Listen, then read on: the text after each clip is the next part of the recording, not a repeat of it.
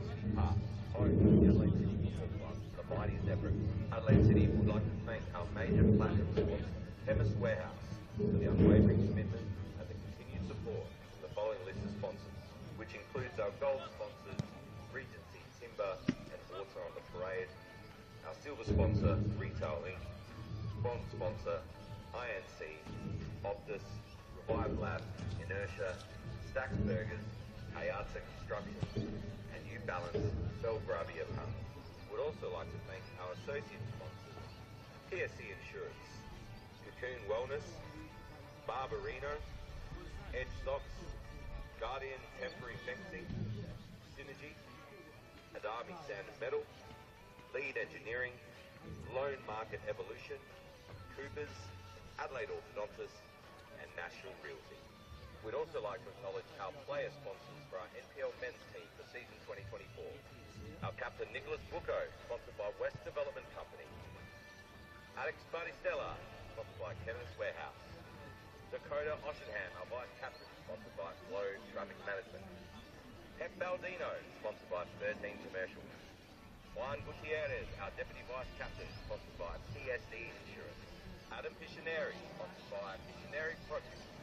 Harry Thomas, sponsored by Power Mowers. Dejan Kaputa, sponsored by Activos, Inland Park.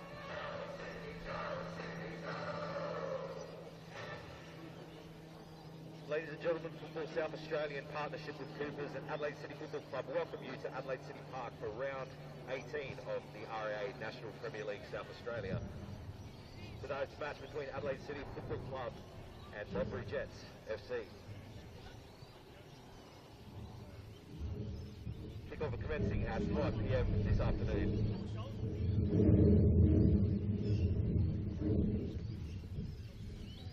Starting lineup for Modbury Jets, number 1, Ryan Neal. Number 2, Paul Wilson. Number 3, Tim Henderson. Number 6, Matthew Mullen. Number 9, Hamish McCabe.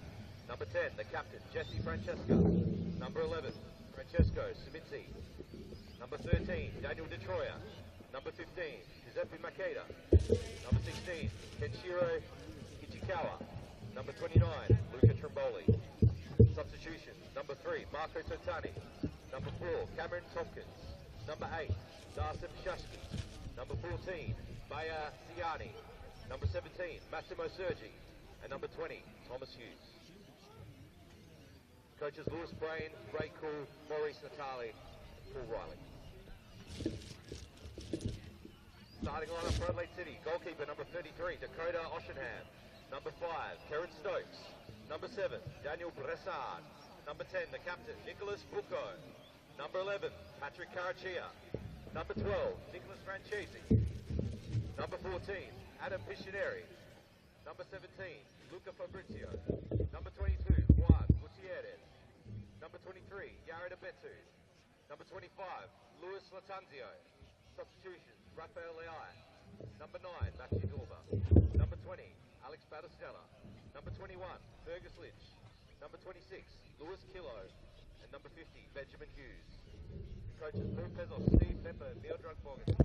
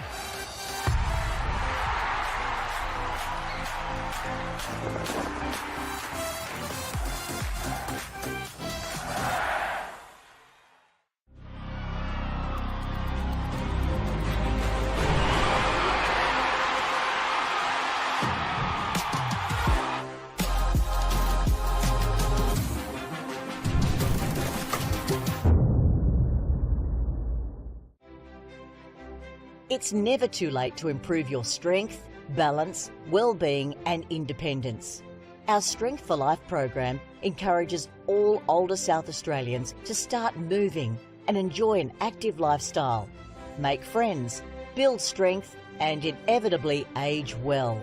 Strength for Life sessions are offered in almost 100 locations across South Australia, with new sites opening all the time.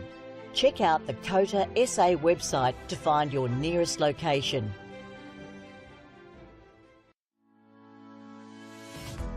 Strength for Life is an individualised program which is delivered in a group setting. We aim to keep older South Australians connected with their community, preventing social isolation and also keeping their bodies strong, flexible, managing falls and keeping them engaged.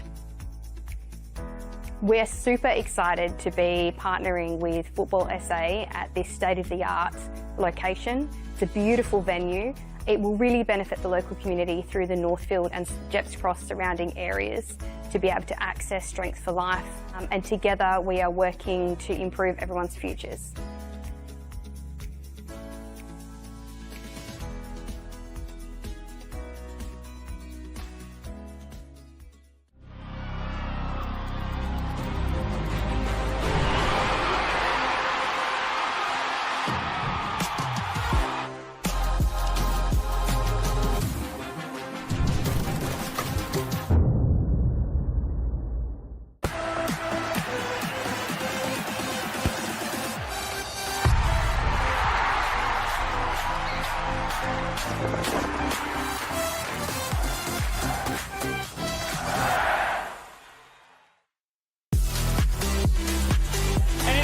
Croatia Raiders time.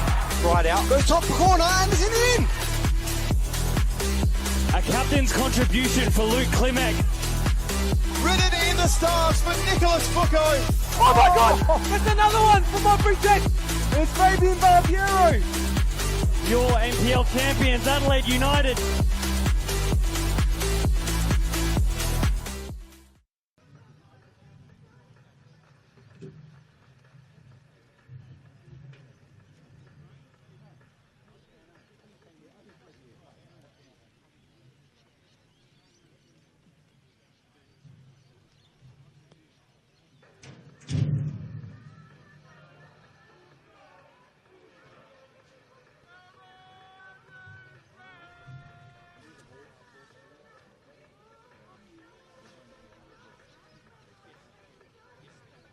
Good evening and welcome to Adelaide City Park for round 18 action here in the men's RAA NPL South Australia between homeside Adelaide City and the visiting Modbury Jets.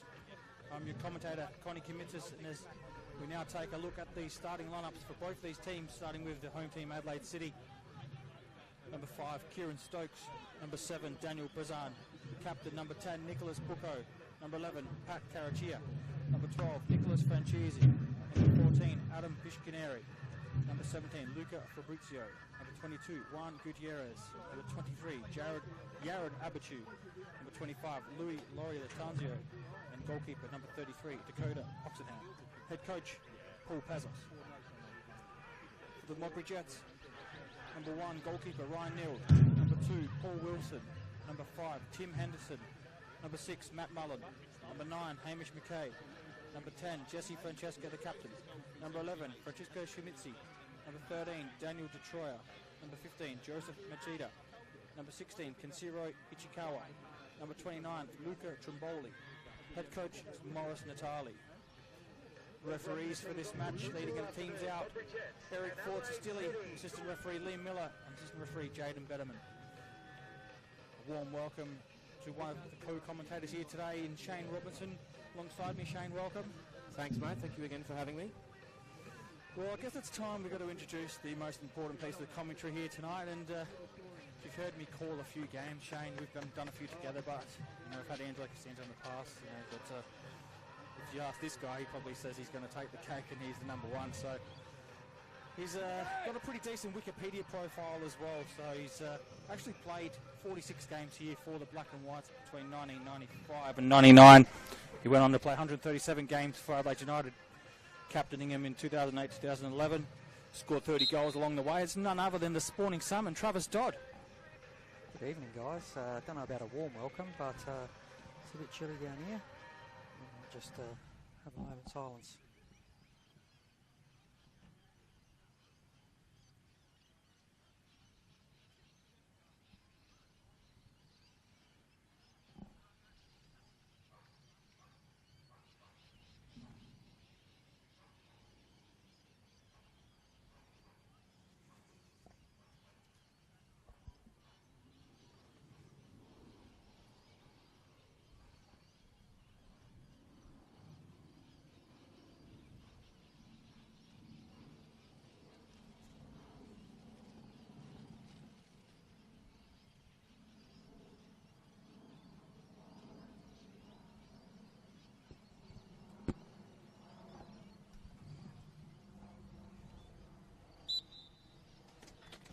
Sorry, we had to pause there for a moment's silence, but as I said, Travis, yeah, it's not the warmest of welcomes.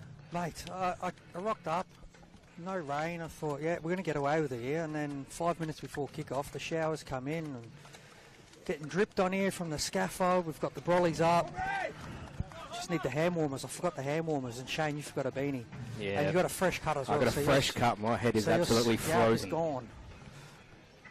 As we look at these two sides, Travis, obviously you probably can comment a bit more on sort of how they're going to set up or what you would expect from these teams, but Modbury Jets sort of not flying, but, you know, pretty consistent throughout the year. Adelaide City had a tough start and have been very good of late.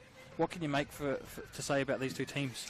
Look, for Modbury, they've got it's a big test for them after the cup final last week against Campbelltown, coming off a loss there.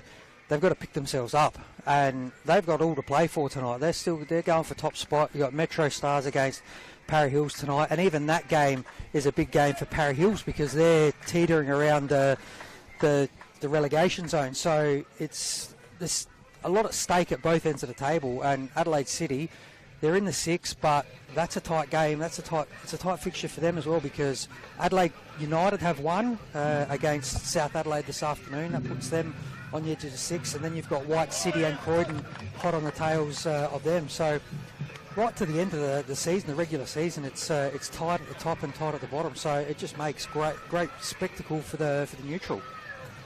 100% it does, and they're the expert comments that we're after tonight. So Shane, to you, we were there last week watching the cup final. Modbury Jets started off pretty well in that game, which they do most weeks, but they just couldn't capitalise on any goals. Yeah, and look, I mean, they're up against a really strong Campbelltown side last week. So, again, look, it's a strong Adelaide City side. You'd think Modbury want to come out hard early and sort of bounce back after a cup final loss. I think it got mentioned on commentary last week that that's Modbury's third major final in a row, 2 cup finals and a grand final. Fairly heavy losses in all 3 of them. So I'd expect them to come out relatively hard early today and want to bounce back quickly. Kickoff not too far away. Eric Ford-Sestilli about to get this one on the way, and there goes the whistle to start this one off here at Adelaide City Park. Adelaide City on the front foot. A wet and cold Adelaide City Park here this evening. Paul Wilson sends that one forward to McCabe, and McCabe with an audacious effort very early on there. Of course, Hamish McCabe, the brother of Liam McCabe, not playing, still out through injury, is Liam McCabe. Hopefully see him back soon. There's no doubt that Natalia will want him back for the last few games of the season leading into the finals. He is such an important player for Modbury. We've also got that Australia Cup coming up as well, so a few very, very big games coming up for the Modbury Jets. Not too sure of Morris Natali's choice of headwear in this weather. They just put the cap on rather than the beanie. Maybe just to get the water out of the eyes. At least he had something in the car. Thanks, Trav. Something in the locker, as you would say over there, Mr. Costanzo's favourite saying, what's in your locker. So Morris Natali had the hat. Shane, you've got nothing. Oh, mate, I've got water literally dripping through this onto my head, just dripping down my face, so it's good fun. Can't buy that experience.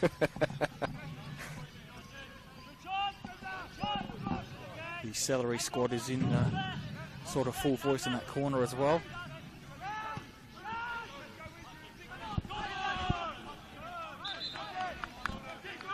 referee Jaden Betterman puts the flag up on the far side for a throw into Modbury Jets. So it's a very gloomy sort of atmosphere here at the moment. Very dark backdrops and It's a very gloomy day, mate, to be Yeah. fair. it is. Trimboli now sends Machida, who gives the ball out to the new Japanese signing Ichikawa. A little bit of a story about Ichikawa, how he got here was that he actually was training with Marconi Stallions, and it was in fact actually Dominic Costanza who rang Morris D'Italia and said, are you after a third import place? Which they were, because Hernandez left or was forced out of the country. And here he is as McCabe goes forward. Detroyer. Here is that man, Ichikawa. Can he get across into the box? He can, and it has to be defended by Abichu, so getting him involved early, Travis. Well, it will be interesting to see across the league. The transfer window has opened and closed, so this will be the first round that we'll get to see the reinforcements that the clubs have brought in for this last part of the season, where teams are fighting to stay up, fighting for finals, or even in the top spot, as we see tonight with Modbury. Ichikawa on corner duties here as well. Front post delivery, just past the head of Henderson, but he's going to get the second ball, nods it back into the box. It's cleared by Brazan. Booker puts some pressure on now. It's Francesca all the way back to Detroyer. Detroyer nearly slips. He's caught late there by Latanzio, and may see the first yellow card after just 3 or 4 minutes here. It's interesting. He didn't. Eric wasn't quick on the whistle there. He wanted to let it go, and I mean, it was a full-blooded challenge from Laurie Latanzio, that's for sure.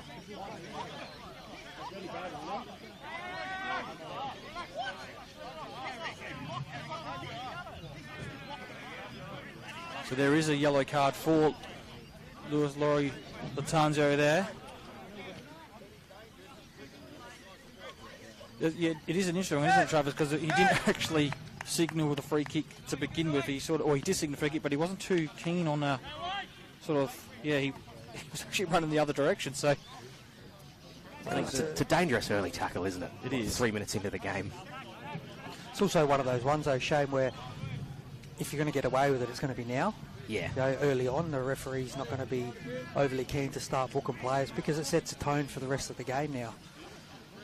But in saying that, if the card is there, he has to give it. The safety of the players is most important.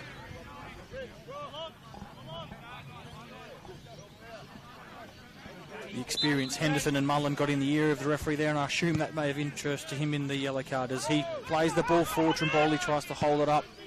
Can't do so. Wilson wins the header over Bucco. A little bit of head tennis at the moment. Oh, nearly a collision there by Henderson and Mullen. It's turned over though. Ichikawa in this one very early, up to his neck. He's been in everything so far.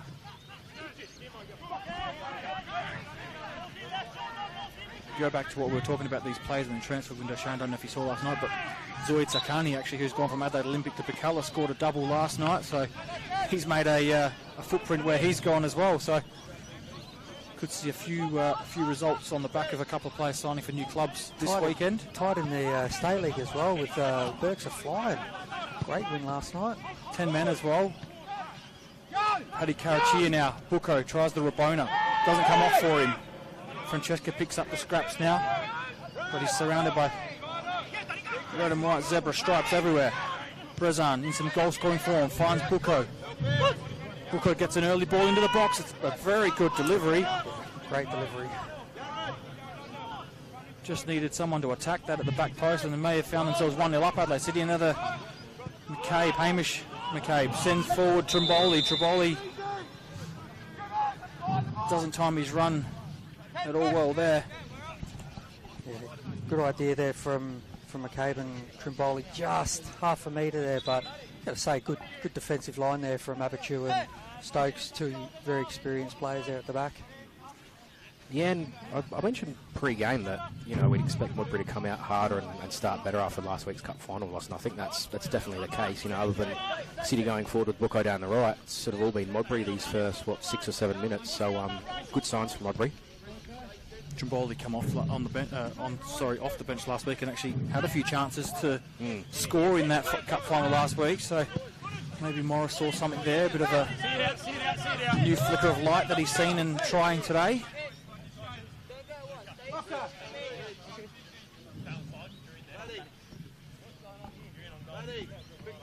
Last time these two teams met was in round 7 this year at Smith Partner Stadium. It was Modbury Jets that won 2-0 on that day. Matt Mullen scoring a rare goal. Francesco Scaminci also scoring one of his. You have to say that was in a period for Adelaide City when they couldn't put a foot right during that period for about 6 or 7 weeks. It was horrific. It was a tough period for Adelaide City. They were in the relegation zone for a long time, and now they find themselves 8 games unbeaten since their last loss, Travis, which was against Croydon. Still couldn't keep my job.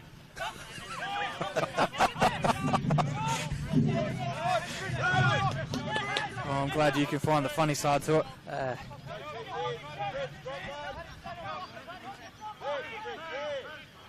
Scaminci on the far side loses that one out. Karachia tracking back, picking up the loose ball. Booker now holds off his opposite, number 10 in Francesca. Such a workhorse, Francesca, isn't he, in the midfield? He just sort of is always up the back of his opponent and putting pressure on him, as are most of the Modbury players under Morris Natali. You see here the pressure they're putting on the ball, forcing them all the way back to the goalkeeper.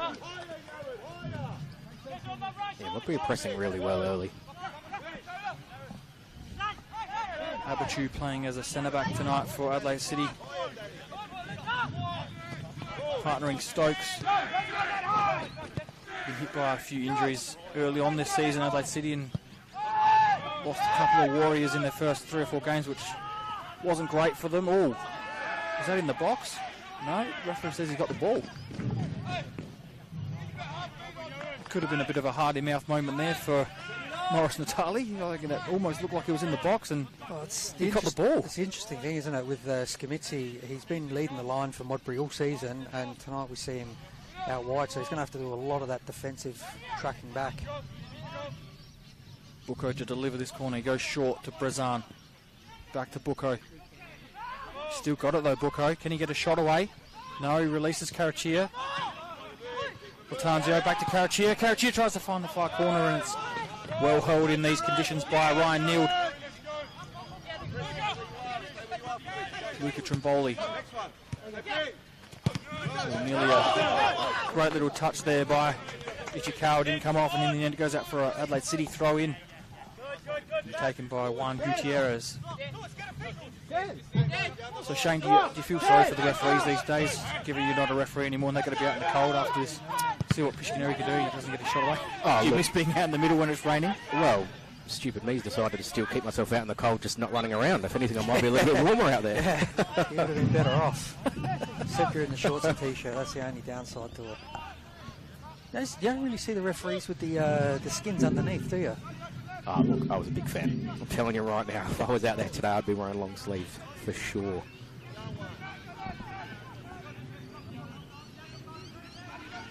Got any score updates from around the grounds there, Shane? We've got no score anywhere in any of the other 2 NPL games. Playford, who are looking odds-on to get automatic promotion into NPL next year, 82 minutes in, 6-1 over Vipers. Piscaneri, another great block shot there. Sorry, what was that scoreline? 6-1 to Playford, still going. 6-1, and that would almost put Vipers back into the relegation zone with a loss and if those other results with West Adelaide. I was about to say, of course, West Adelaide's first game at their Kilburn complex today. They came away with a 2-1 win over Sturt Lions. They had a delayed kickoff, didn't they, Shane? I believe so. I believe there was a smoke alarm issue just before. Ichikawa tries to bend one in and gets a deflector. Sorry to cut you off there, but is that a joke or is that for real? I do believe. I'm not sure. I wasn't there, but I did hear that the smoke alarms went off right before kickoff. So, I mean, look, the good thing, it's a new ground. Smoke alarms work. So they waited 5 years and they nearly burnt it down in the first day.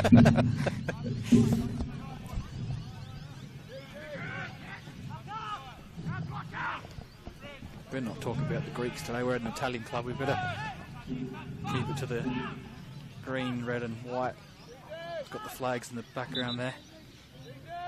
Short corner this time by Modbury. McCabe. Ichikawa on his left foot this time delivers. Can't beat the man at the front post. It's an absolute coach killer. But goes short, okay, no worries, but not beating the first defender with the ball in the box. So frustrating. Just a non-negotiable, isn't it? You have to beat the first man.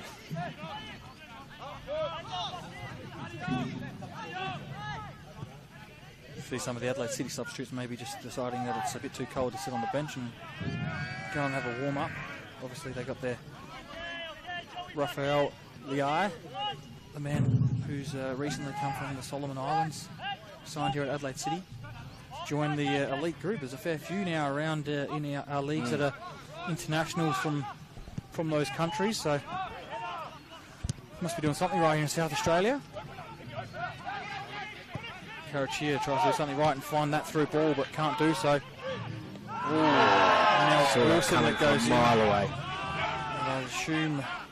I'm not sure he touched him, did he? I don't think he got too much contact on anything there, to be honest with you. So it looked like a clip, but Paddy, knowing Paddy, having coached him, he certainly didn't look to initiate the contact there, but... A few theatrics, you reckon? No, look, playing for the foul. Well, he got the foul. I don't know if he was necessarily playing for it because he would have been through had he got past him. Wilson dives in again. Maybe this time the referee might have a word with Wilson, maybe a bit more sterner. Just speaking of that though, Travis, he's got very good football IQ, doesn't he? Paddy? Yeah, absolutely, absolutely. I think one of the things where I'd like to see him be a bit more direct when he's on the ball and just try and drive forward and be a bit more proactive. He does get in really good positions. It's just I think the final piece missing in his game, just to be a bit more regular on the score sheet.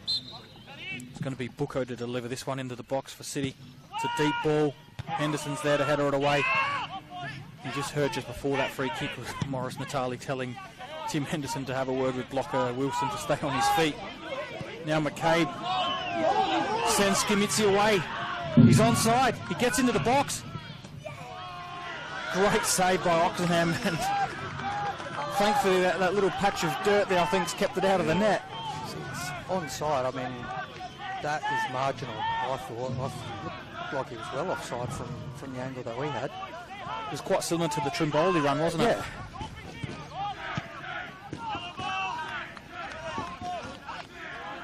So the score stays at 0-0 here at Adelaide City Park, approaching the 15-minute mark.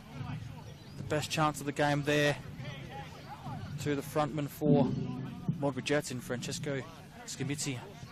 He scored 13 goals already this season, so he's been quite prolific, along with Hamish McCabe. And it's been a great year for him. Absolute fantastic breakout year for Skimitzi. Spent a lot of time at Metro. Went to Campbelltown at the back end of last season, didn't really get a run, and has come to Modbury and really flourished under Natali. Oh, that's loosely given away. Now it's Ichikawa who gets away. Shows us he's got a bit of pace to go with the skill. Clip ball to the back post isn't his best, but again, quite dangerous by Modbury Jets there. McCabe retrieves it, keeps it in, gets himself into the box. Skimitzi again. Makeda. Yeah! What a hit! Boy, oh boy. Wowee. That's a fantastic strike, but starts from that turnover in the middle of the park from Adelaide City. Great counter-attack from Modbury, and Ishikawa, who's been involved in a lot of Modbury stuff, got a lot of intelligence. He's really technical. I mean, I know it's only been 15 minutes, but even the vision to see McCabe on the back post, he's overhit it on this occasion, but McCabe did well to keep it alive. Skimitzi with a great touch to kill the ball, lay it off Machida, and what a finish that was. Absolute cracker. Top of the box, and Giuseppe Machida has just gone absolutely bang into the top left-hand corner. Dakota Oxenham, absolutely no chance there, and it's Modbury Jets 1, Adelaide City 0. And that's a superstar for Modbury. Absolutely, for the work that they've put in. They've come out with the ascendancy, great energy, created a couple half chances already, and good reward for the hard work early on. Back to what we said earlier, Shane, last week, very similar start. They were actually on top in the first 15 minutes, but couldn't get that goal that they just got tonight. And with that goal, sends Modbury back top of the league as we stand.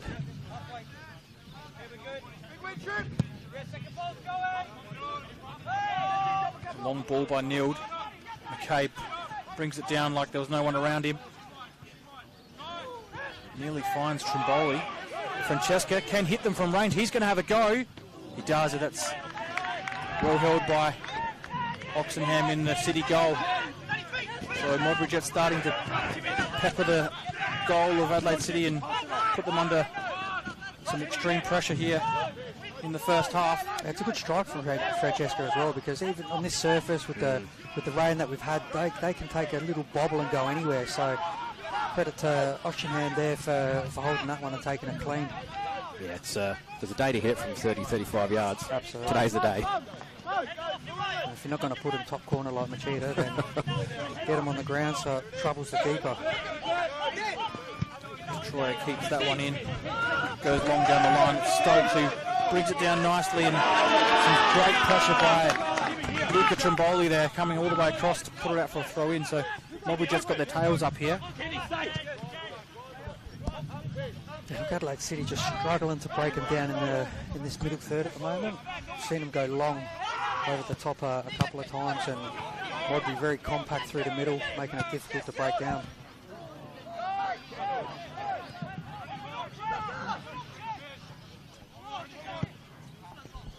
Modbury go forward again here.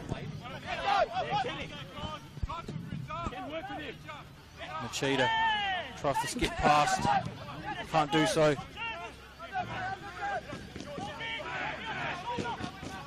Paddy Carachia now on the ball for Adelaide City, finds Bucco. Bucco again on the ball, assesses his options, but not too much ahead of him, has to try and do it himself. He does, but there is that pressure from Modbury again. They lose on that occasion, but you can just see the block that they're defending in Travers is quite stable, isn't it? There's not players all over the place. They're in that same position every time, makes it very hard for the opposition to break down. Ichikawa again been very good in this first 20 minutes. Oh, and there goes Skamitsi now in on goal. Crucial touch. Yeah, there's a little bit of push and shove there. I don't know if you saw it. I reckon Skamitsi kicked out and when he got past. But just look at the replay here. After the ball's gone, off the ball as well. Yeah, he did. Well, I know Andre Carl did something similar to that off the ball against Modbury and got 3 weeks for it. So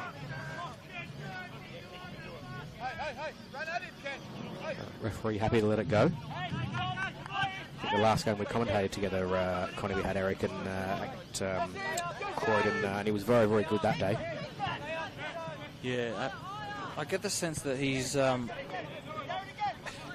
sort of referee that if he has to take control and issue cards from the start like he did tonight, he will. But he can also get caught up in two minds sometimes and not issue the card when it's the other team, if you know what I mean. So the consistency factor is probably one thing, is what I'm trying to say with Eric. He can issue a yellow card to someone for a challenge and not issue one 5 minutes later. And that there, in my eyes, if there is a kick out and you're commed up these days, they probably should be issuing a yellow card or dealing with it, especially after 20 minutes, because then it just gives players the ability then to do the same thing in the other end, and then they get a yellow card. Oh, there's a great ball by Carachia. Ball's in the box. Laurie Latange can't get his header on target. Goes out for a goal kick. yeah, that's a great ball from Carachia there. Just plays between the defenders, allows the winger to get in behind the defence. And it was a good ball in the box. Latange probably a little bit disappointed that he couldn't put that one on target. He just consistently finds space, doesn't he, Paddy Carachia? Yeah, he does. He's got good awareness.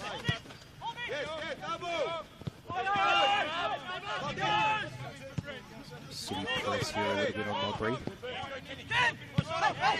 Chikawa Out to Machado. Can't find the pass.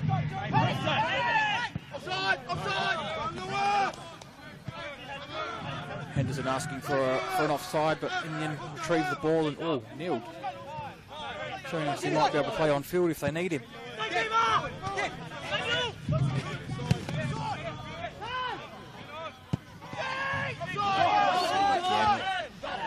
I was going to say, just coming back from offside there, Larry Latanzio. Very clear from the way Modbury set up when they turn the ball over. If they've got players around the ball, they're really energetic in wanting to win the ball back as quickly as possible, forcing Adelaide City to either rush a pass and turn the ball over, force them backwards, and then reset.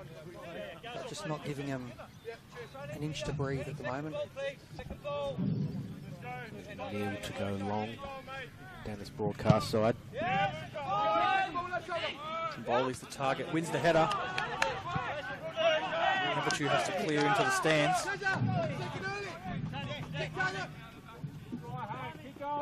So it just provides that extra element up there, doesn't it, Travis, with having a taller striker rather than having your smaller Schimitzi and McCabe lead the line? Well, even saying that, like with Schimitzi,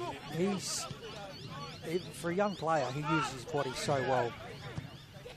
Most certainly when I was at Croydon, gave our centre backs a really hard time, just really strong on the ball, very similar to Trimboli. He's got such size about him. Here he is on the right hand side now, gets an early ball into the box. Couldn't find Trimboli. So they're just so potent in what they do in attack, isn't it? You've got McCabe, obviously, Schimitzi. They've scored double digits along with Francesca this season. They've got some real firepower when they go into attack. You throw someone like Trimboli in there with a...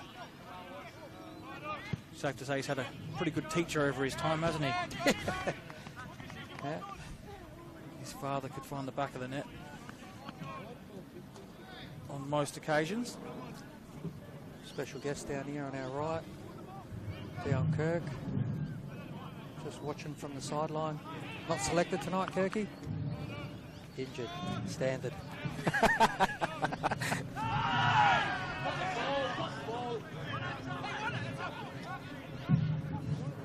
Remember a few weeks ago I called Dion Kirk old, and I don't think his partner like that. The only thing I took out of that was I got feedback from my comms, which is something I can use for the next week. You're still old, Kirky. It's all good.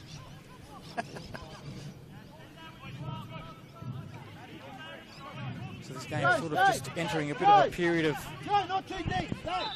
stagnant play where neither team's sort of doing too much. Adelaide City trying to get control of the game and work their way into it.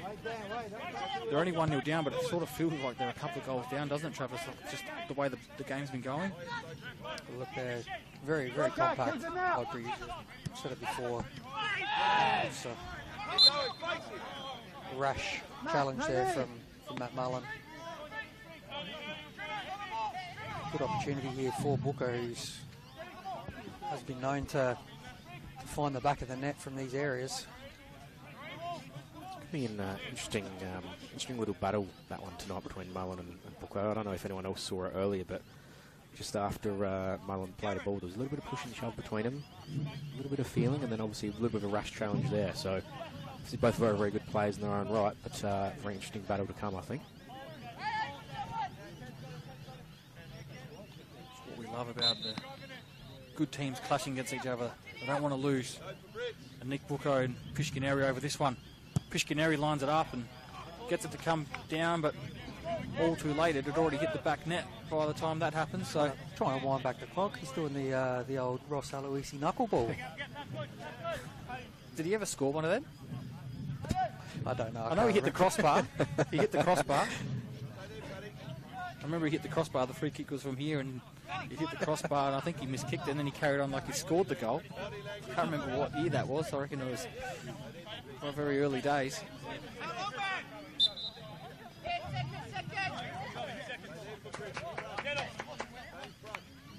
Bit of frustration already from Adelaide City. A few words with the referee. Cave in plenty of space again. Has a go from distance. That was the wrong decision that time. Get the first one trying to catch Oshinam unawares, but that one he was really set there. Oshinam ready for that one. He had the space to keep driving forward as well. Okay, he was goal side of Karachia.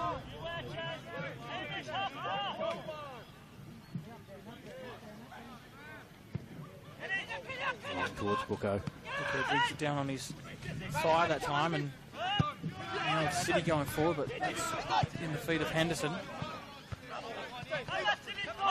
Brazan, Gutierrez, only can find Jesse Francesca, the captain for Modbury. Detroyer. Oh, dangerous ball, and it's turned over. Adelaide City go forward. Laurie Latanzio's quick, but I don't think he's that quick. A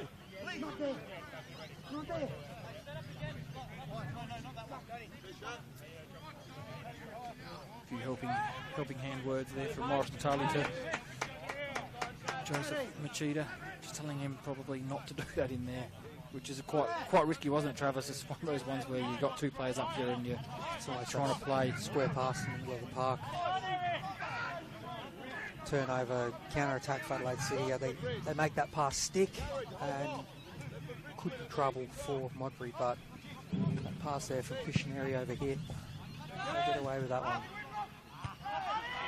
Newbury starts with a goal kick, but it only finds Karachia. Now it's Adelaide City actually starting to win a couple of those second balls now, but Modbury just still trying to break them down through the midfield, which they do, but Cave's ball can't find Skimitzi. Auctioneer must have clear with his left foot. Brazan goes long, and this is a foot race Latanzio would back himself to win, but Henderson is just so smart, isn't he? Just knows how to put himself between the player and the ball and just nods it back to his goalkeeper. You might back him to win that one, but Hendo has got unbelievable pace. Might have lost a yard or two in the last couple of years as he's getting on, but still got great pace there at the back. Happens to everyone, doesn't it, Travis? You had lightning quick pace for a few years. Yeah, I've got snail pace now. Lucky if I can get that quick. I actually do remember when Tim Henderson was at Metro Stars and they played. I reckon it was one of the first years that the NPL teams played in the Australia. Back then was the FFA Cup, and he was just such a warrior. That it was at Apex Stadium now. Back then was Velo when they used to play all the games there. And I reckon the game went to extra time. I reckon you were playing, Travis. Was that against Bentley Green? Yeah, it was. Yeah, I scored in the equaliser that one. If you don't remember. I do remember. I was gutted. I was actually gutted though, because I mean, we went to extra time and I was absolutely dead. Maybe it was in extra time, but I was dead that game. Absolutely dead. I do remember Van Dommel missing the penalty and getting us knocked out. Cheers, VB.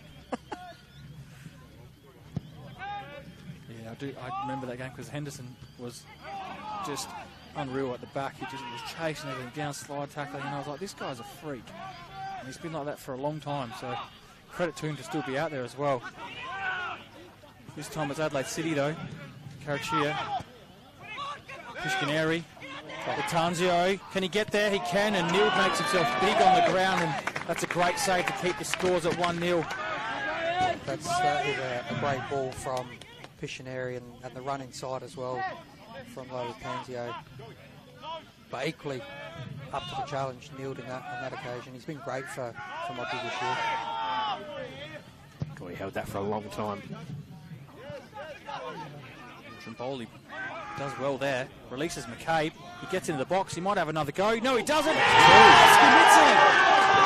2-0 to the Modbury Jets. And we've said it a number of times, not only this evening, but throughout the year, how Modbury Jets can just go forward. And it's that 1-2 combination again of McCabe, Skimitzi, back of the net, 2-0 Modbury. That one's got to hurt. That's got to hurt Adelaide City, because they've just come from an opportunity where really should have scored, Neil with a great save, and then go straight down. And that finish from Skimitzi, no backlift in the shot there, just so calm, composed. Great ball from McCabe, and he hasn't tried to smash that into the net or anything. Just got a foot on it, directed it straight at goals, and from that distance, very difficult for Washington to do anything about that. Went into the other in about 24 seconds, I think it was, from a save to a goal at the other end. That's got to hurt. Trimboli did very well to actually put his body between him and Abatu, and then his first touch wasn't great, but his second touch was to release McCabe away, and the rest is history as Modbury Jets now take a 2-0 lead into the 32nd minute here at Adelaide City Park, and it's safe to say it's all gone quiet on the Adelaide City side. Happy just to sit in that mid-block, aren't they, Travis, and then do what they just did then. Well, they can afford to now. There's no reason for them to really have to press high right now, force Adelaide City on so that when they win the ball, and as they have been doing, they've got the space in behind to go on a quick counter-attack. And you see McCabe breaking forward, Ishikawa breaking forward, Trimboli, Scamitzi. They go with numbers. Just confirming it was Francesco Scamitzi scoring that second goal for Modbury Jets. As Adelaide City now go forward. Piscaneri, can he get a shot away? No, he's met by Wilson. Another strong challenge by Paul Wilson. That time he got the ball very fairly. Safe to say though, Shane, 2-0 to the Modbury Jets, but we've seen a few times this season not to write any team off. A couple of 4-alls, we were at one. Travis almost taking a tumble next to us here. I don't want the golf umbrella to get damaged. I need it tomorrow. But no, you're right, Connie. The first game we did together this year was Modbury. This very Modbury team was 4-0 up. United? 4-0 up 75 minutes in, and it finished 4-all. So certainly Adelaide City's certainly not out of it. And it's not like Adelaide City are playing badly by any means. They've had a couple of half chances, and that's the difference. One team's taken the chances, and the other team has not been able to convert at this stage. Play's just come to a standstill here as Wilson receives some treatment after that sliding challenge. Got a score update for us, Shane, around the ground. Yeah, we've got a big derby game over there at Frank Mitchell Park, or what's it called now? One Solution Park. FK Beograd up at 1-0 over Croatia Raiders. So big game there. I think pretty sure that'll move. It does move Beograd up into the top 6 right now. Just pushes them back above Adelaide United, who won today as well. Gutierrez under pressure again. Tanzio can't find Brazan though. So here goes Modbury Jets on that counter attack again. Piscaneri wins the ball that time. Well, yes, he does, but did he? You don't know. Bucco might have a go here. Oh, the deflection. That could have gone anywhere. Safe to say that if the results of some of the games that are being played with the 5 p.m. kickoff and the one that kicks off at 6 p.m. between Adelaide Olympic and Croydon, that game just becomes even bigger, doesn't it, between Croydon and Olympic later on? Yeah, if Olympic don't win that, they are in big, big trouble. Absolutely,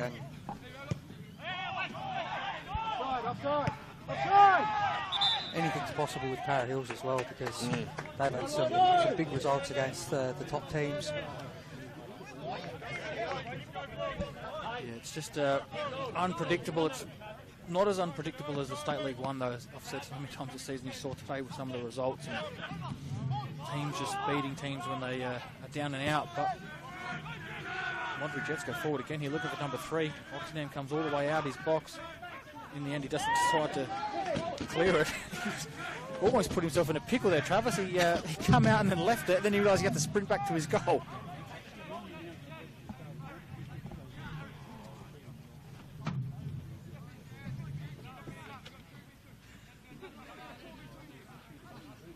What does that put Scamitzi on? 14 goals for the season? 13 league goals. 13 league goals.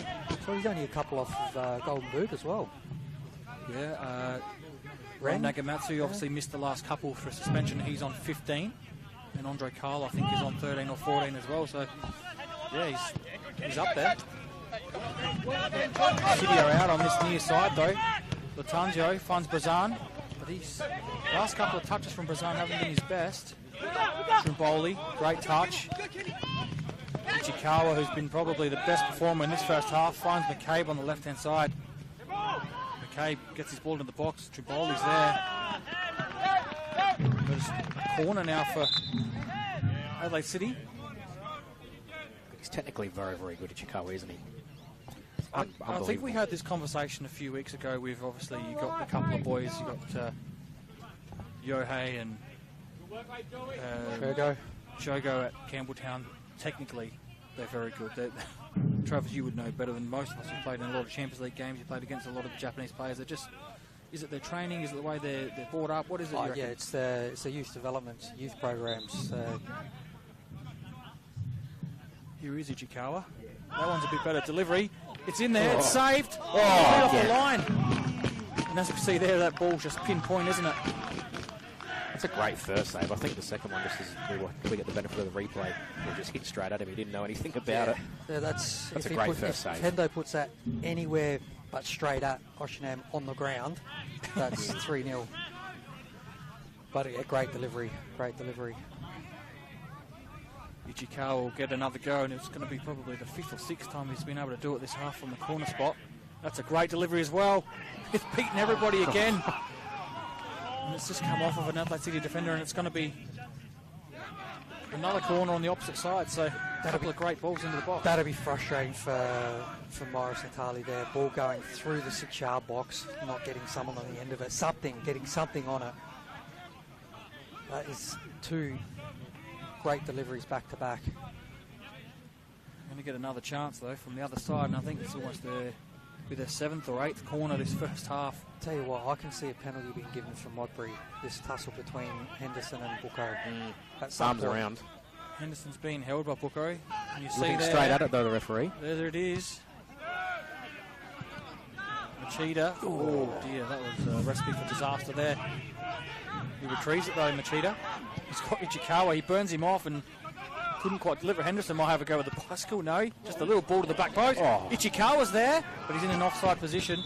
The flag goes up. Henderson may have hurt himself with that ball there as well. Grab at the groin? Yeah, the hip or the groin.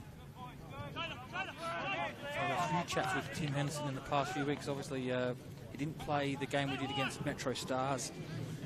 He didn't pull up well enough after the week he had, and they rested him obviously for the cup final to get him right for that. So he has been in the wars the last few weeks, and he himself knows there's a few big weeks. He wins that header pretty easily though.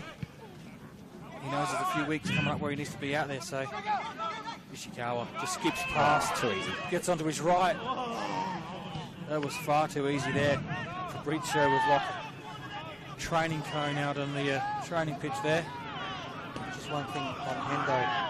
I think since the days that he was at Metro, even when I was there, always carrying a little niggle or a knock. But one thing that I learned about Hendo, and still true to this day, is that he is a proper warrior. That he just pushes through everything and will give everything every time he's out on the pitch. I was going to say, you know when he's hurt because he's coming off. That's when he's really hurt. Yeah. He's just true leader. Obviously now he's getting on in his career, but he's always putting his body on the line. I don't think there's too much that phases him out on the football park when he's playing, that's for sure. Right. Fabrizio. Tanzio picking the ball up in a very deep area now.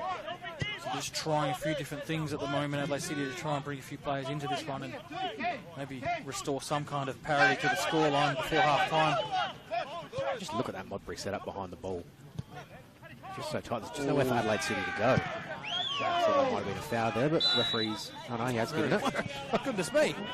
Was he waiting for we nearly started the second half. Potentially one of the assistants maybe got his ear there, but I'll tell you what though, Paul Wilson's very, very fortunate because that's his third fairly hard robust. Foul. Yeah, so... what a City are in here though. Ball into the box. Henderson. Oh. Wow. He's nearly scored an own goal. Wake up! Yeah, you're right with Blocker. I reckon he'd probably be real close to his last chance there before getting a card. Modbury just caught napping there. City with a quick free kick and great defence splitting pass from Bucco. Just didn't have the runners in the box. Bucco's going to whip this on him with his left foot this time. No, he's not. He's going to go short. He fooled us all. Pishkanari. Now it's Bucco. Gets it back, gets it back again. Oh, that was very dangerous there. And the referee didn't fall for that one. Pishkaneri wins it back. Brazan, can he get a good ball into the box? Decides to come all the way back out and go all the way back to Gutierrez. Stokes now. Pishkaneri, so I feel as though Brazan gave up a bit of an opportunity to get a ball in the box there. He didn't have too many people around him and maybe just looked up and saw no one in the box, but chance maybe gone begging for Adelaide City there. Stokes with plenty of space. He's got a paddock in front of him. His old man would be happy with a paddock, yeah, that's for sure.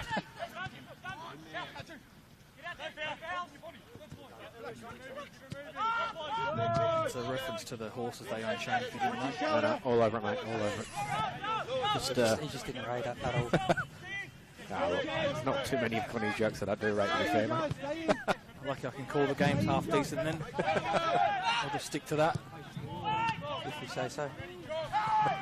Mullen intercepts that one and they decide just to clear it up the pitch and bring the defensive line up a little bit, and now it's Gutierrez trying to make a run, but just the smarts of Ichikawa to drop in there for Detroit, who got caught with Latanzio a bit high up the park, just shows you, like we said before, that IQ. But here is City, Brazan on his left. And that's what we've been talking about, isn't it, Travis? Just that IQ of the player. He's just smart enough there just to drop in and track that runner, whereas a lot of people, they just get caught, don't they? Ball watching, yeah. No, he's had a really good half, and Brazan just had that half chance, but to be fair, Modbury will be happy if he's taken 30-yard shots on his left foot. It's got to be something pretty special to beat Nild from there. We wind down to the last couple of minutes before half-time. Just wondering what time Ange Costanzo comes over to take the coffee orders. Yeah, I'm actually quite disappointed with the service here tonight from Mr. Costanzo, so we'll have a word with him at half-time. He might not be in a very good mood, that's for sure. I'll tell you which Costanzo would be happy, that's Morris Natali with Dominic after getting him the Japanese signing in Kenshiro Ichikawa. He's been fantastic this first half, so if you're watching, Dom, Morris Natali might be making a phone call to you after saying thank you very much. Oh, speaking of, almost got in there in behind Stokes. And it was that man again, Ichikawa, putting the pressure on, nearly forcing the turnover.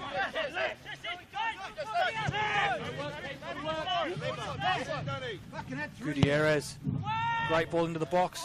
Mullen just gets a hair follicle to that one to make sure it's in out of the danger zone. Approaching the 45th minute, or in the 45th minute, so I'm not too sure how much stoppage time there will be from Eric Ford Sestilli. Stock standard 3 minutes. Yeah, you get more these days, don't you? No, not many stoppages. A couple goals, a couple chats. Paul Wilson's only kicked 4 people, so don't know if that'll come into account. He's only spoken to him once, wasn't it? He's got away with a few. Wilson goes long with the throw-in. So Modbury Jets will be more than happy to go in at 2-0 up here, but Adelaide City might get one last chance to half the deficit here. Latanzio again picking it up in a very deep position and causing no trouble there. Pishkaneri's going to look for a little clip inside. It's Brazan, but again, Henderson's there. Well, Wilson can't deal with that one, and Skamitzi's there to probably actually quite a smart choice there by Skamitzi to just kick it as far as possible over the other fence, because it sort of gives them time to set up. And we'll go back to that, Travis, that free kick earlier where the referee delayed the decision. Modbury actually got caught, but that's because he didn't blow the whistle straight away, and they'd actually gone up the pitch. Yeah, a couple, 20 odd metres and were caught out. So no, they're the little frustrating things as a coach that when referees do things like that. Look very foul throwish on the other side there. Yeah. It was a direct one into the ground. Modbury can't clear, so City with another chance now into the 2nd minute of additional time. Gutierrez, Abachu, Booker on the ball now. Can he get into a position to get a shot on goal? He can't. Brazan's there, and that's a little bit wasteful by Brazan, but a little bit better by City as we go into half-time. Yeah, good pressure. Brissan gets in good areas. Bucco, Missionary, Kochi, they've got the quality there in the middle of the park to unlock this defence. It's just that final pass, that touch in front of goals. Just need that deftness, that quality just to be able to put one away.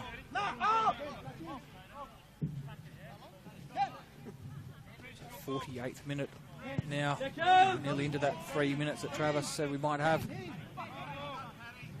Ford lets this one go a little bit longer. Maybe one more chance for Adelaide City. Pishkineri picked off by Francesco, and it's full now to Gutierrez in the right. He's got plenty of space for a cross. Can he get a decent one in the box to finish the half? Finds the young Fabrizio, who's under pressure, and it's a late tackle there by Gutierrez. And it was late, but I don't think it was too much malice in it. It was late, but it wasn't malice. It wasn't too much in that one. And the referee does blow his whistle for half-time. So 47.5 minutes was enough for Eric, and a 2-0 scoreline at half-time. Boys. Oh, look, I think Modbury have been great for the 2-0 win. To win, calling it a bit early. Lead. 2-0 lead, yeah, even. Going into the half, really good football. It's not to say Adelaide City haven't had their chances. They've had a couple of half chances. So not all doom and gloom for Adelaide City going into half-time. Yeah, I think Morris Matali would be very happy again. We mentioned in the pre-game and then early in the match that we wanted to see a response from Modbury after that cup final loss last week, and I think they've certainly got it. So, look, they'd be happy. 2-0 up at half-time, sitting top of the league, because Metro Stars are still 0-0 with Para Hills heading into half-time there. So, not too much for Modbury to be upset about. So it's half-time here at Adelaide City Park. It's the Modbury Jets 2, Adelaide City 0.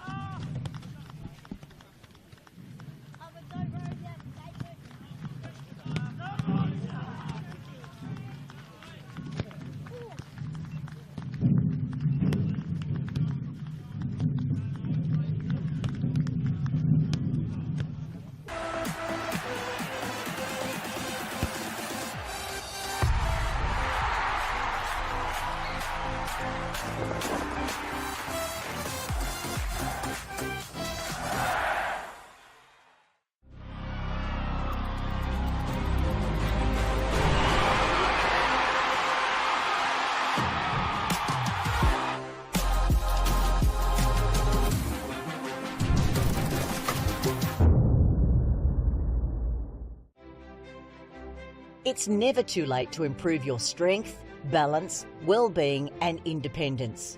Our Strength for Life program encourages all older South Australians to start moving and enjoy an active lifestyle, make friends, build strength and inevitably age well. Strength for Life sessions are offered in almost 100 locations across South Australia, with new sites opening all the time. Check out the COTA SA website to find your nearest location.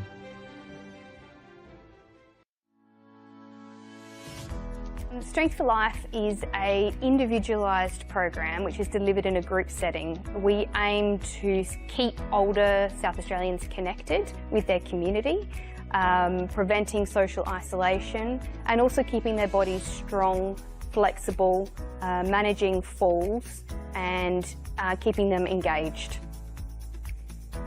We're super excited to be partnering with Football SA at this state-of-the-art location. It's a beautiful venue. It will really benefit the local community through the Northfield and Jepps Cross surrounding areas to be able to access Strength for Life. And together we are working to improve everyone's futures.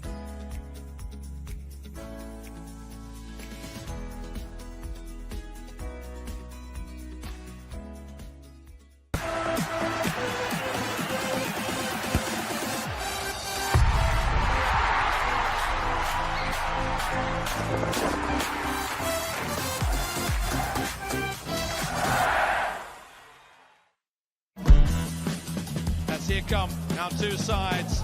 The bar has been set. It's a great run from Kyra Cooney-Cross. Turn under pressure. Here come the Socceroos again. Good one on the right foot, and the Socceroos have the breakthrough. What a goal. The Matildas are running amok. Opens up for the shot. Sinclair up the double. There's the gunfight. Australia head over heels about this superstar. And it's Adelaide Croatia Raiders time. Right out, goes top corner and is in. A captain's contribution for Luke Klimek. Written in the stars for Nicholas Bucco. Oh my God! It's another one for Modbury Jets. It's Fabian Barbiero.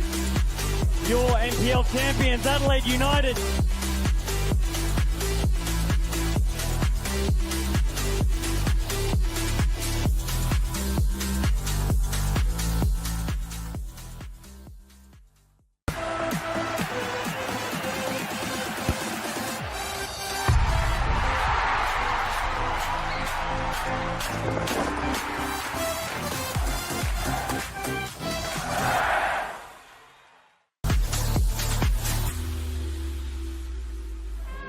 As both sides start to walk out on what will be a momentous day for both of these great teams. The crowd is built for the home side today, and Ninko Beric with the armband of FK Beograd. In the absence of Andoni Natsiopoulos today, who's still out with shoulder. A Saturday afternoon match at Hanson Reserve, 1-0 the way of Adelaide Croatia. I'm sure they'd love to repeat that in 2024 as we get kickoff underway here at the Croatian Sports Centre.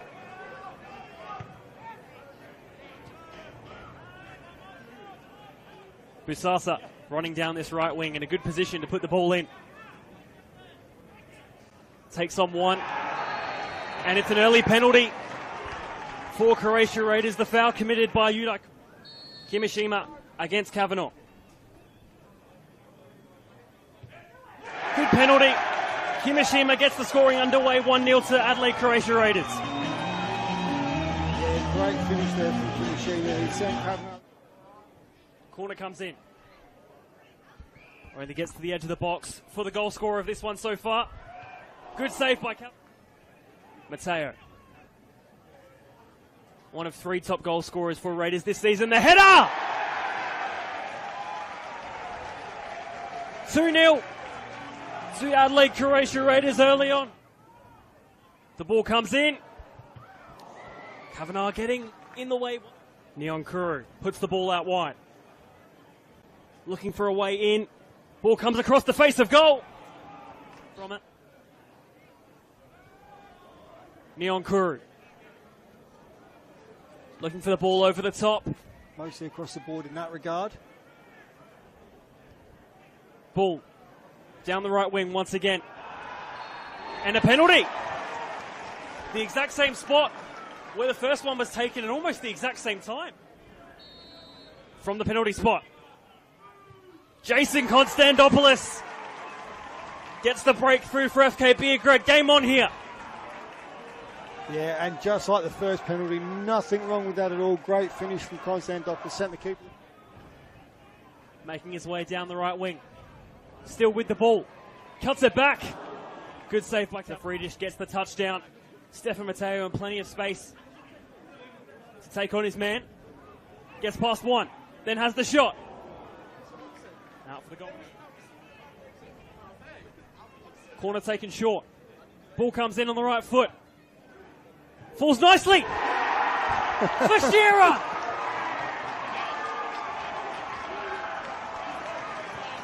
(2-2) in the derby. And what a final 10 minutes we have here. But yeah, Raiders had more play, but... Lovely ball from Trimboli. Busasa is one-on-one. Just needs to finish. Busasa! 3-2 in the derby. And it's that young man once again. And I think they were trying to get Beric in a bit of trouble, but it was he'd fallen over, tripped over his own feet, really. Lovely touch from Stefan Mateo. This could be the finisher. Nearly through the legs did Stefan Mateo go. Jai King-Burn. Mateo just has to finish. Oh, it's gone wide. High and wide. Is this the final kick of the match? Not so yet.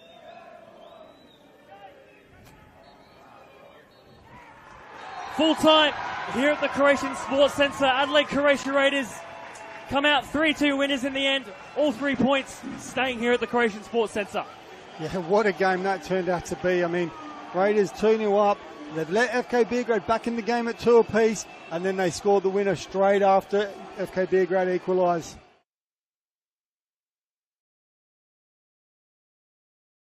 And the future is orange for Strathmore. Flinders are in the lead. Rachel Quigley. Oh, that's absolutely brilliant. LA Comets to 2023 premiers. Saved by Pomeroy. They had to go the distance and then some.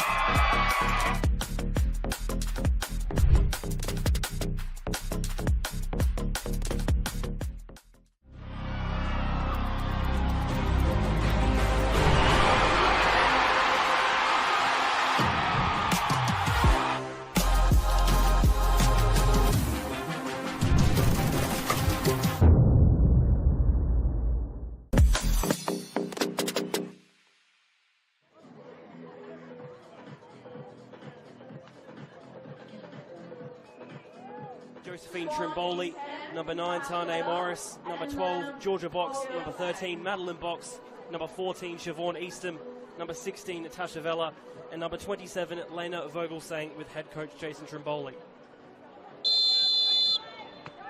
Underway here at Service FM Stadium.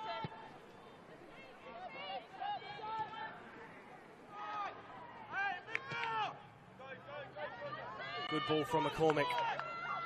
Box chasing down on the wing. Erin Murphy had 8 last year in total, so already beaten that. Ball's there.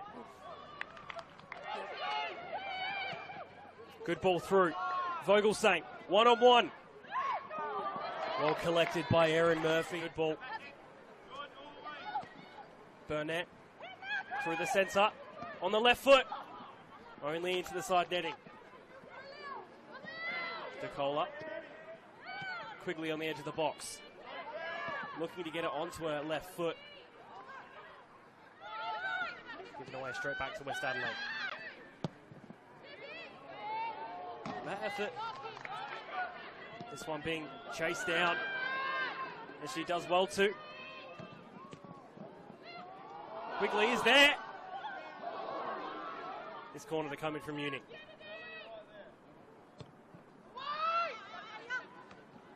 Headed towards goal. Tipping it onto the bar. On the ball today. Good ball through. She's 1-on-1 with the keeper. Could this be the opening? Was a disappointing A-League season for Adelaide United in the end. Good set piece opportunity. Quigley hitting. It's in. The breakthrough being made. Vogelsang putting the ball in. Hodgson. Noto again to put the ball in on her right foot. Knew the ball was there. She has it now. Easy pass. Finish on the left foot. Into the side netting. Well done from Noto. Two great minds. Ball comes in from Tansel. Noto's there to make it 2-0. 5 minutes left. Uni now. Ball just getting launched forward. McFarlane. Just as we were talking about it, getting in the way of that one. And just like that, the full-time whistle blows. 2-0 to West Adelaide.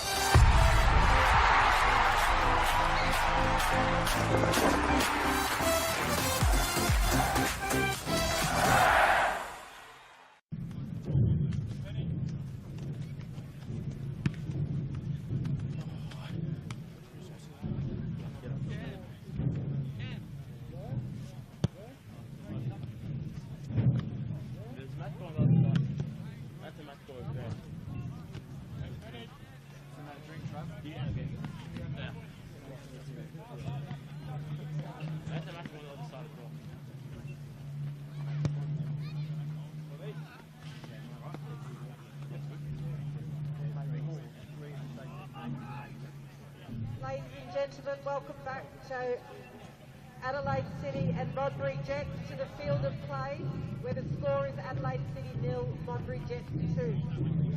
Substitution for Adelaide City, coming off number 17 Luca Fabrizio for number 21 Fergus Lynch.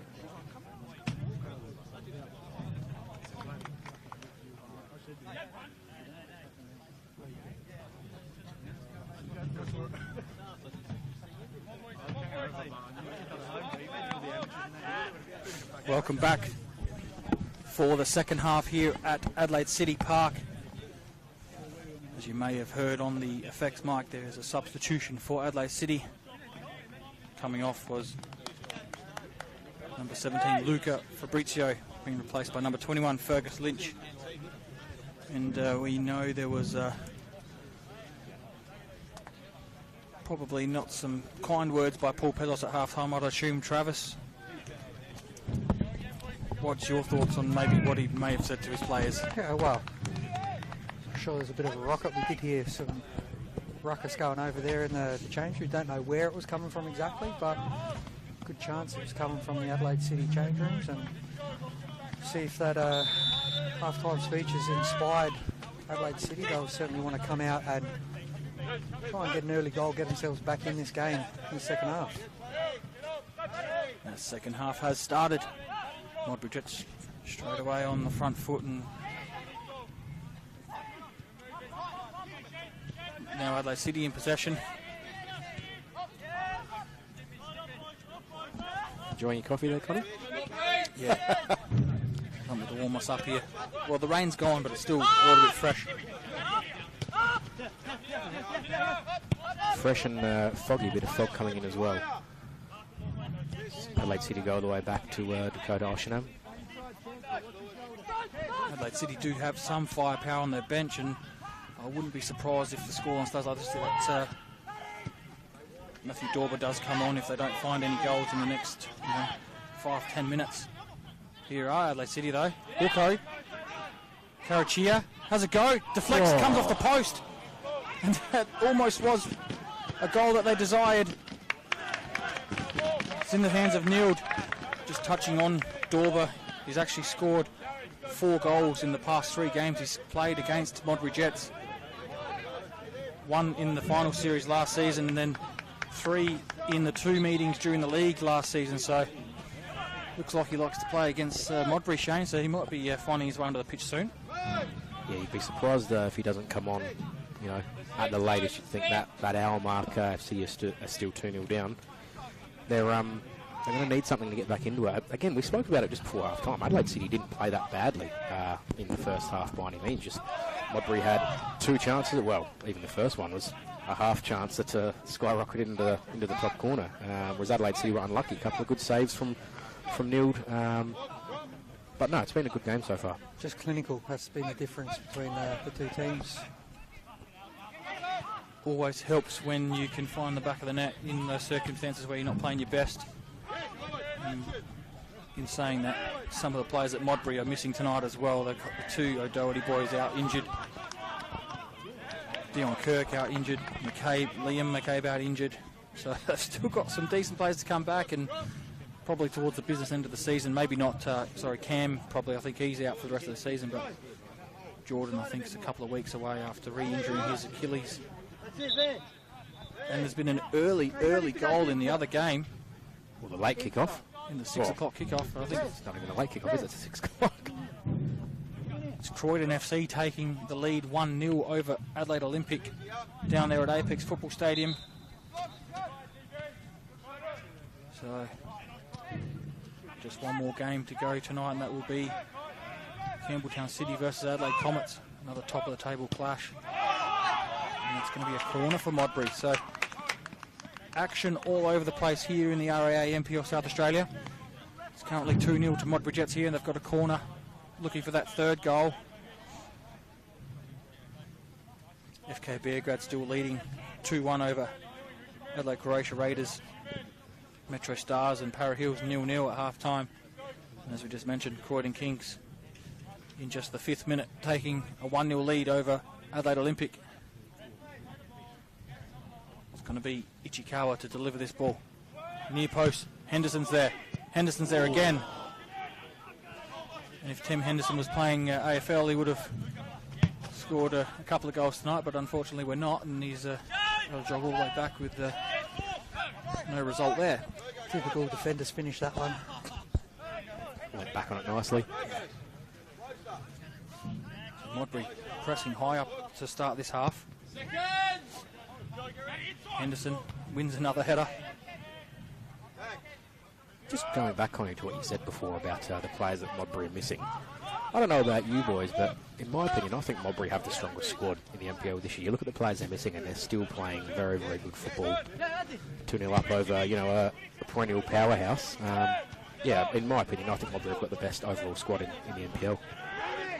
Not only that, Adelaide City are on a 8-game unbeaten run at the moment, so that it's not like they've been in poor form, so they're making them look pretty second-rate in the first 50 minutes here. What's your opinion on that squad, Travis? You reckon they're one of the strongest ones in the league? I think the main thing is they've got a deep squad, 14, 15, 16 players that can come in and play, and that's probably a really important thing, to have that depth in the squad, so that when you do go through periods like this with injuries, that you've got players that can come in and fill the voids seamlessly. It always helps the coach make some easy decisions as well, and he's got to chop and change, or if you get suspensions and things like that that are out of your control. Garrett Abichu goes forward, and Wilson probably doesn't clear that header as well as he would have liked, and it ends up with a handball, in fact, so maybe let off the hook there, Modbury, a little bit. I think I've mentioned a couple of times, even in the calls we've done, Shane, you look at the back, sometimes they can play with a back three. You've got the three boys there, you've got Wilson, I was just thinking Mullen that and Henderson, they can play with a back four. You got a decent back line when you got Blocker Wilson, who's 6'6", sitting at right back. And that's not to say that Adelaide City's squad isn't strong either. I mean, you look at the quality of players out there, it's still a very strong squad. I think that's why there was so much commotion when they didn't really hit their straps early in the season with the players they brought in. Pishkinary, huge influence in Campbelltown the last few years, was brought in. Karachia from Croydon. Well, early on in the season, both of them were coming off the bench quite a lot.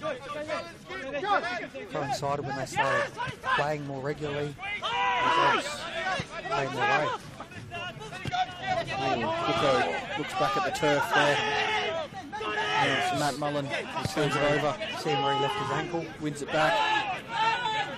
Yeah, always, they hurt those, don't they? Toe in the ground just sticks in. I talk from experience, from all the playing, but I did. I can say, even at the level I played at, that's the worst thing you can do is kick the ground. Travis can't speak, he played on pristine carpets his whole career, so it just looks worse when you do it. Yours were just hamstrings, weren't they? Hamstrings, yeah, knees. A couple of calves, a couple of knees.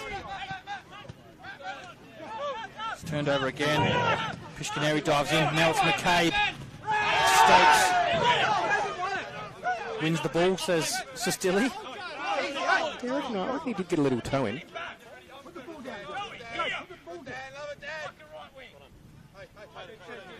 I don't know if you heard it through your effects, Mike. If you did, we apologise for the language, but you can just see how much holding these 3 points means to Modbury. They know how important these 3 points are in the lead into finals.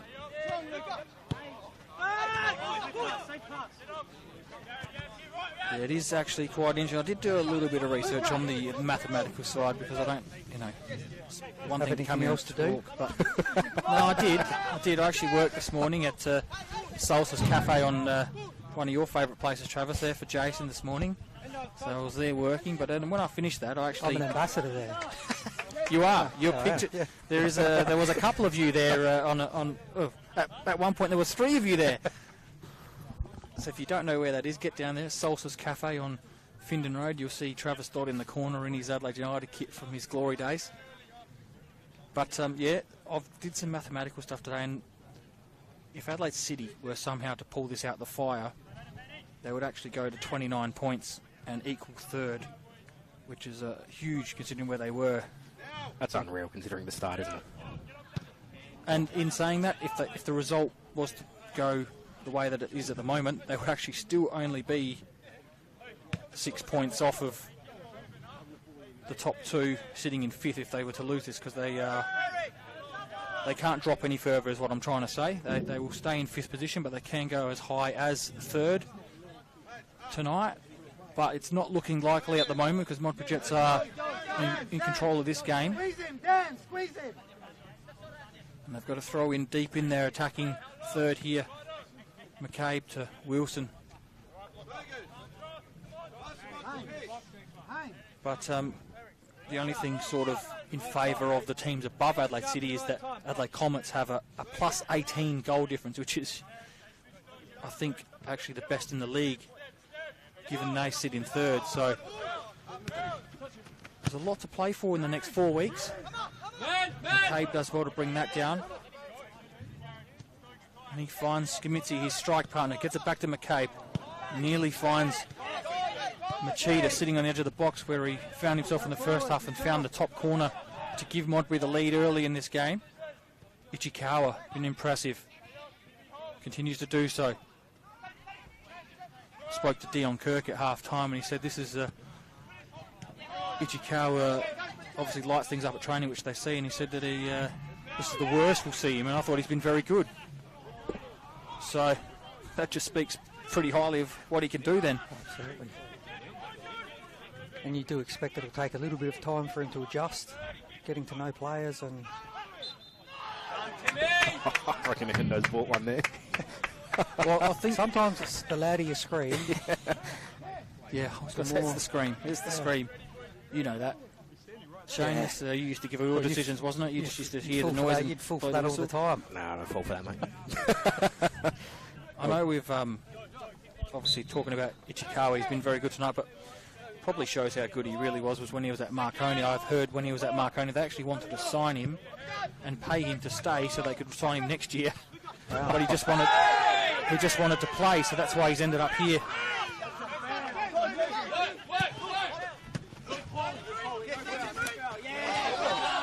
Scamitzi picks up a knock there. I reckon that was a knee on knee. I heard that one from up here. Well, looks like I've hit the nail on the head with this one. What do we say? No longer than an hour in, just before? It's going to be a double substitution, in fact, but one of them is going to be Matthew Dorber, who has scored 4 goals in his last 3 appearances against Modbury. So loves playing against Modbury Jets, does Matthew Dorber. And we see number 10 and number 11 in Nicholas Bucco and Paddy Carachia withdrawn by Paul Pezos. The other player coming on is Rafael Liai. So very, very attacking change by Pezos there. Oh, it has to be a 2-0 down, doesn't it? Straight into the action is both of them. Dorber. Oh, it's that man again. Tim Henderson just putting his body where no one else probably on most occasions wouldn't. And just speaking of that, just while the ball was making its way back from Jep's cross where it got kicked out there, you see how important and sort of every point is at the moment. You've got Para Hills sitting 10th, so just above the relegation zone, 4 points outside of the top 6. And obviously, with Raiders as well. Yeah. Equal points. So, you know, every point here is important, and Adelaide City certainly no guarantees to still make finals. You know, you look at the other results. If they have a week of results go against them, you know, they drop out of the 6 straight away as Modbury break forward here. Gutierrez back to Dakota Oshingham. It was the safest option with Hamish McCabe bearing down. He didn't want to take any risks and try and do something that may have put it on a plate for Hamish McCabe, because he is very lethal, as we've mentioned, as is the other 2 or 3 players around him. Now it's Pishkineri. Goes inside to Stokes. Stokes has to slide in to win it. He does well in the end. Matt Mullen. And he goes out for a Modbury Jets throw. Well brought down by Paul Pezos there on the sidelines. God, that was a dangerous pass inside from Pishkineri, wasn't it? It's that square ball inside. Very, very lucky it wasn't caught out because Modbury were away. Again, it was Ichikawa almost licking his lips with that one. He's found himself in some good positions tonight. Wouldn't at all surprise me if he finishes this game on the score sheet the way it's going. Modbury Jets yet to go to their bench, and really no need to do so at the moment. Controlling this game. Pishkineri tries that pass again. That one works a bit better. Gutierrez on the far side. Gets an early ball into the box. Again, it's the presence of those players at the back in Matt Mullen that time. Ichikawa can't find Luca Trimboli making his forward run, and Adelaide City again with some possession. So I just said Modbury were in control, but Adelaide City actually had quite a bit of possession this half, Travis, but not really getting much reward for it. Yeah, everything's in front of Modbury, which they'll be happy with.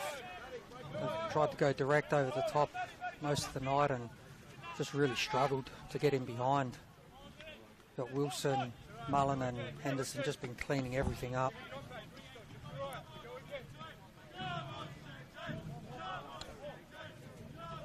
So hard to try and play that ball in over the top, especially against those three. All three of those defenders read the ball unbelievably well in the air, don't they? Especially when they're set, when they're behind the ball already. It's really difficult to, you really have to overhit it, and then you're putting it basically in that area for the keeper to come and get it if it gets over the top. If they're going to play that long ball, it needs to be quicker, while Modbury have still got that higher line. Brazan skips past Henderson on that occasion. Gets the ball into the box. Doesn't find his City teammate. So I guess if you can't beat him in the air, you try and play around him, which they did on that occasion, but still that final ball was lacking. Had numbers in the box that occasion though, Adelaide City, so that's probably a bit of a positive, is that they had the firepower there but just couldn't find him. Pishkineri taking over this game at the moment and getting on the ball on most occasions as well, so here he is again. He's got Abichu to his left, uses him. Back to Pishkineri. This time he's got two players around him. Finds Liai, has a go. Adelaide City probably need Pishkineri on the ball a bit more. He was quiet by his standards in that first half, so hopefully he can spark them into something in the second half. Shot comes in. Oh, I thought it was a shot, but I would say the old shot come cross. Either or, didn't work. Goes out for a goal kick.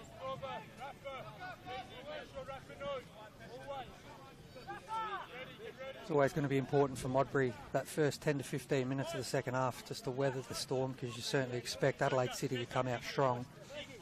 They have. They've got through that first 15-minute period, so just need to breathe on the ball, get some composure back, take some sting out of the game. So only the two sort of, well, last resort options. You got Alex Battistella, young player on the bench, and Lewis Kilo on the bench as well for Adelaide City, so you sort of get the impression that what's out there is going to have to try and get this done for them and get them back in the game. Brazan with the outside of his foot. Again, can't find anybody. It's McCabe. Now Modbury going to try and counter-attack. Might be out in the break here. Machida. Abichu comes across. Machida does well to win the throw in there.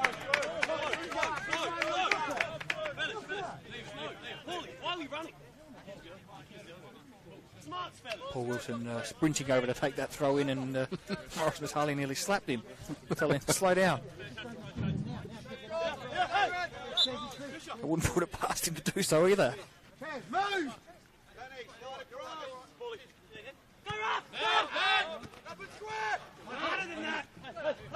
Dorber finds himself winning that ball back, but it's only as far as Matt Mullen sending a few players for a hot dog there. Ichikawa, oh, the idea was there, but no one else up to the same level of Kenshiro Ichikawa. I don't think I've talked about the same player so many times in one game. What do we got, boys? We've got an equaliser at Apex Stadium, have we? I think we do. Looks like it's an equaliser for T-Boy Kamara. So 1-1 down at the Battle of the Cellar Dwellers. Rough. Just being honest. Didn't say anything bad. To be fair, Croydon are 7th, just outside of the top 6. Well, I know Croydon hasn't beaten Adelaide Olympic for 4 years, and there's a lot of worried faces and heads down there at the moment going into this game. Yeah, they've got heaps of players out tonight. Yeah. Andre Carl out for the season is what I have heard during the week, so tell you what that does, gives Skamitsi a fair crack at winning the Golden Boot if he can find another one tonight, and potential that Ren Nagamatsu doesn't find any goals for the rest of the season. Well, there's a shot from, or a header from Dorba, so starting to gain a bit of ascendancy, Adelaide City, aren't they, these last sort of 5 minutes, or even sort of this whole half. Adelaide City have come out ahead, but they're certainly starting to just outplay Modbury a little bit. Skamitsi wins that header. Trimboli edged under it by Abichu. Goes all the way back to goalkeeper Oxenham. So Adelaide City, since I said Modbury were well in control, Adelaide City have actually probably had the lion's share of possession and gone on the attack a few times, and here they go again. Liar, can he get there ahead of Nield? No, he can't. You just wonder about the psychology as well of players and coaches going into a game like this from Adelaide City, knowing that Modbury in the past have had results where they've been comfortably up. The Adelaide United game being 4-0 up comes as an example, knowing that they came back and drew that game, so they're never out of this game until the end. So they nick one, they're in fighting chance. You probably get the sense that this substitution may have something to do with that, maybe a few fresh legs or a couple of tired or sore players out there at the moment. Is that Tatani coming on? Can't see who's coming off though. Looks like maybe Luca Trimboli. Just very slowly making his way off the park. I don't think I've seen a slower walk-off. Just eating up every second possible. From 15 metres off the pitch. I think all three of us thought it was someone maybe coming from right on the other side, but no. So Tatani comes on to replace Trimboli. His first senior start for the year, and I think he did quite well up there considering the conditions tonight. Pishkineri, who's actually been very good in this second half, wins the throw-in. So a few little funny buggers being played by the Modbury Jets players there with that one. Pishkineri went to... oh dear, that's it. Okay. The two things that rarely get picked up in this game are foul throws and keepers holding the ball for longer than... I don't even know. What is the rule, Shane? How long can the keepers hold the ball these days? I believe it's written to the... Oh dear, Tatani! Is he off or is it yellow? I think it's just yellow. Can't be a red. Yeah, he's very, very lucky that there was a player in Yared Abichu there. He made the mistake. Morris Natali can ask the question all he likes, but Abichu was there. I think the covering defender saved him from a red there. There's certainly a second defender coming around the back.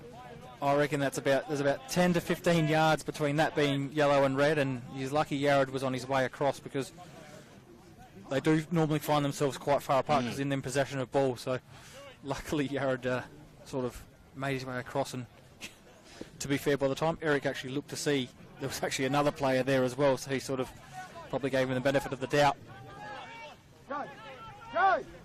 Certainly a correct decision. So Modbury Jets with a free kick. It's delivered in. It's Mullen. Gets a flick. Thought for a split second that was going to pop over the top of... Didn't look like it was very dangerous, but Oxenham had to deal with it in the end.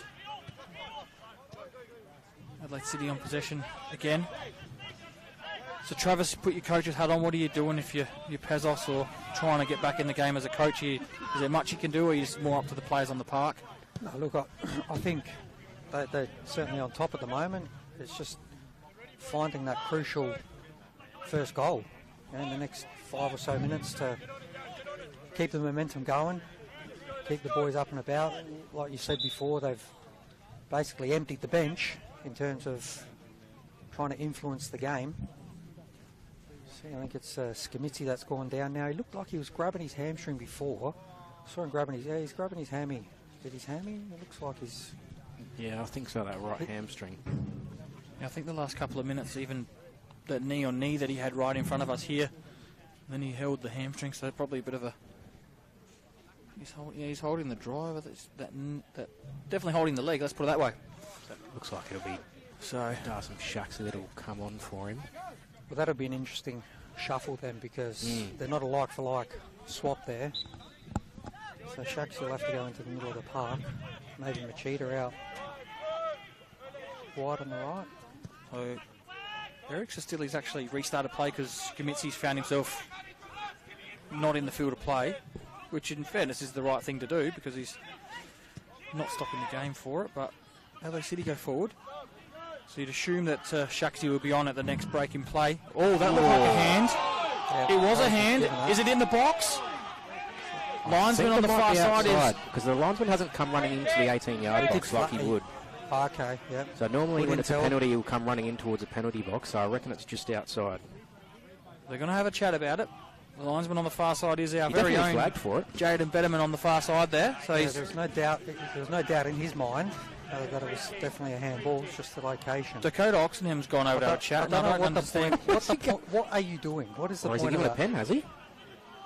We'll find out in about 2 seconds' time when the players get out of the way. Where is he going to point? Free kick. So it's just outside the box.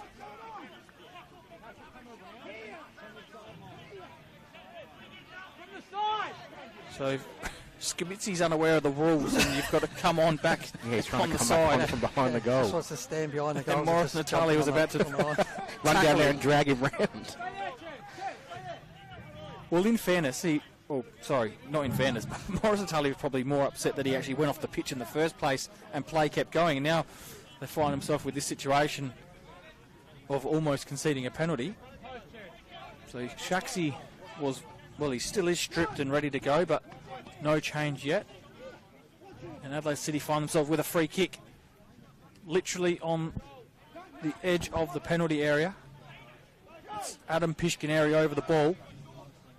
Can he pick someone out in the box, or is he going to play it short? He's got a couple of options. A couple on the edge of the box here. It is Pishkineri. It's low, and it's not his best effort at all. And the groans in the members stand to our left tell the story there, because it's now ended up all the way back with Dakota Oxenham. So if he wanted a touch, and that's what he was after by running up the pitch, he's finally got that. You said that before, Travis. Just a coach killer. A set piece like that, just to waste it and not beat that first man. And not only that, it was on the ground. It wasn't even in the air. Yeah, it was poor, very poor pass. So Skamitzi's still limping on this near side. Shaxi's ready to come on, and I'd assume that'd be the next change once the ball's dead. For me, though, as well, Hamish McCabe doesn't look like he's moving that freely either. It might be his natural gait, but it looks like he might be carrying something as well. Yeah, he does. He looks like he's got a little bit of a limp on that right side. There's a few out there limping, because I know that I don't know if I should be giving away little insights, but I know that Machida's actually not 100% fit either. So what you're saying is we have no idea who's coming off yet. Well, Skimichi doesn't want to come off, but now Morris has said get off. So looks like Shaxi's going to drop in, and Machida's going to come into that wide area. There's a few instructions going out. After all that, it is Skimichi that comes off. So the scorer of the second goal, Francesco Skimichi, has come off, and Darcy Shaxi's made his way onto the park and straight into the thick of thing in the middle of the park. So still with a ton of time to go here, Adelaide City looking for... So one thing you notice straight away with Machida coming into that wide position, as soon as the ball drifted onto Adelaide City's right-hand side, Machida's tucking right in, so he's naturally being drawn to the ball, where Skamitzi was just dropping straight back to cover the fullback in Francesi. There's a little bit of confusion here in the middle. Just Have a look at Shaxi coming on, trying to just explain what Morris Natali wanted to Hamish McCabe. You never know, this might be the opportunity for Adelaide City to get back into it. And I think probably with a couple of those guys, well, I don't want to call them passengers, but... Oh, is that a shoulder out? It's only just come on the park. Well, it was a knee, so No, not it's too much. shoulder. It's holding his shoulder. It looks like he's a bit of strife.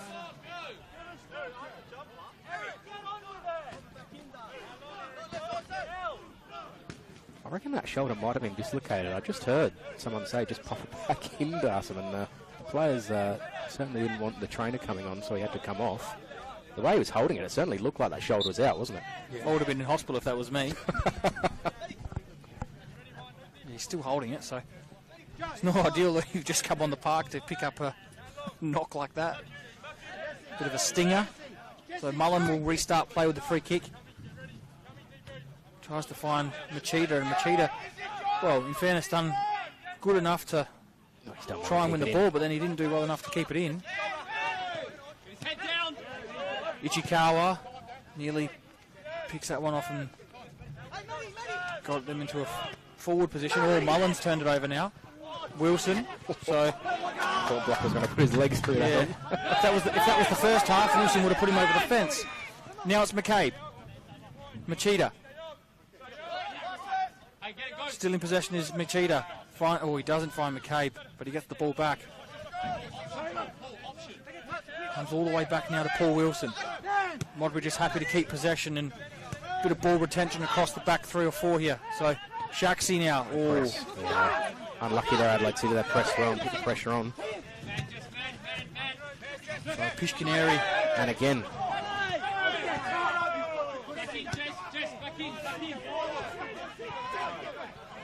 Just caught in the fracas of the fans there. A few choice words for Laurie Latanzio by the Modbury Jets. Well, I think that was by fans and by the brothers down players, here. Yeah. Not going to name names, but City on the attack. Dorber, Nield, come to. Didn't quite get there. I'll tell you what, if Nield made contact with. Well, maybe he did get there. Corner. Well, my point is invalid then, because I felt the fact that if Nield had a collected Dorber, I didn't think he got the ball, so it probably could have been a penalty shout if he had have cleaned him up. But the official on the far side's got a better view than what I've got, so it will be an Adelaide City corner. Brazan to deliver. He's going to swing it away. Down in the box there. Is that Henderson down? And Dorber is the... Dorber's the City player that Paul Wilson and Matt Mullen went straight up to after it looked like Tim Henderson was dropped there.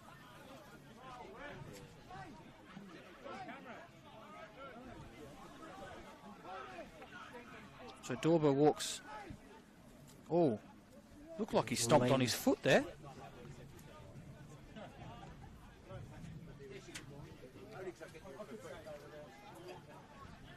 None of the officials saw anything, so Tell you what, a play will resume with a corner. Goal here would really bring this game to life.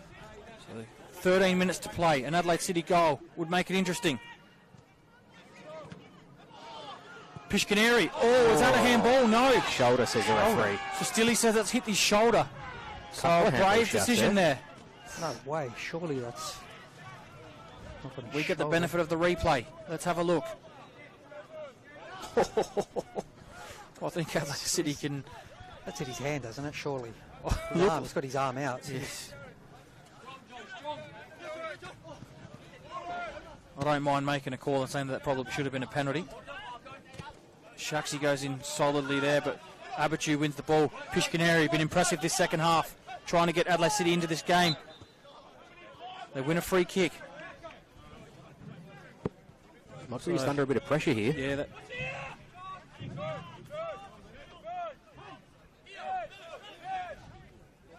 So we've got 12 minutes to play here. I'm going to go around the ground shortly. Pishkineri on the ball. Finds Brazan in some space. Back to Pishkineri. City in the box, or just outside the box, and it's another free kick in a dangerous position. So Adam Pishkaneri will line this one up and attempt to half the deficit with just over 10 minutes to play. We'll go around the grounds. What do we got? We've just got Adelaide Olympic have just gone ahead over Croydon thanks to a penalty, so that puts them up 2-1. So Croydon in a bit of trouble. And a few minutes ago, Belgrade went up 3-1 over Raiders out there. So a couple of interesting results. So neither of those goals doing Croydon any favours in their quest for top 6 action. I've already mentioned earlier that Croydon haven't beaten Adelaide Olympic for 3 or 4 years. So that goal doesn't do them any favours. It's going to be Brezan over this one. Has a go. Oh, that was on target. The wall did its job, and that one's on North East Road. So I think that's in Yatla, actually. The boys in Yatla have got a new ball to play with when they wake up in the morning. So as that ball goes out of play, the camera wouldn't have picked it up, but it looks like Alex Batistella has been given his instructions to go and warm up, and Adelaide City only got that one opportunity left to make the change. Sorry, no, they don't. They've got the 2. Sorry, because they made one at half-time. So running out of options are Adelaide City here. An 8-match unbeaten run with 10 minutes to go is under serious threat here of being taken away from them. They haven't played at all bad this second half, especially. They've actually controlled most of the tempo and most of possession, but they just haven't been able to do anything when they get in the box. And it's sort of, if you watch their games early on, it's sort of what happened at the start of the season where they couldn't score from all the chances they were creating. I feel like Ochenham hasn't really had a save to make in the second half, has he? No, I don't think so. He might now. Machida. Can't find Tatani on that occasion. Again, in possession is Adam Pishkaneri. Stokes back to Pishkaneri. Trying to get him on the ball at all cost here, and there's an Adelaide City player that's gone to ground behind the play, and it's Matt Dorber, and he was in the same vicinity as Tim Henderson. So if you're going to put 2 and 2 together, the camera didn't catch anything, so we're just going to have to guess what happened. Now it's Modbury Jets on the counter. Pishkaneri turned it over. Tatani, he's got Ichikawa to his left. Had to play. Stokes goes to ground, had to win it because he's on a yellow card. Does well. Just a little bit too slow there, wasn't it? Making from the younger player, you know, that's.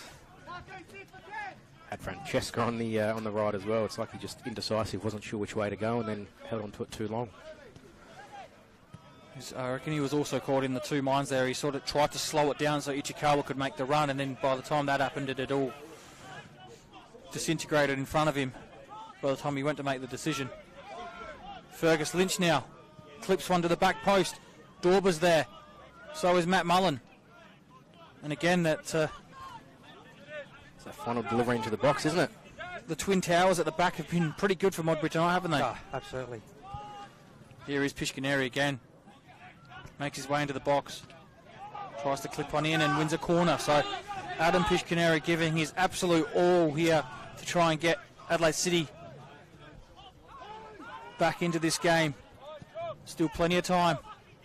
Again, they can't beat that first man. We've gone on about how dangerous it can be if they do, but Modbury out on the break here, big time.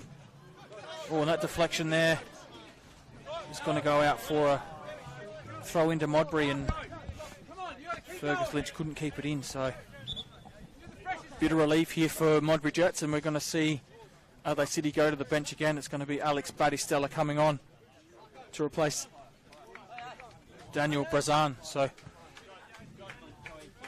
the kitchen sink has almost been thrown for Adelaide City here. Just one left on the bench, unless the goalkeeper needs to come on, but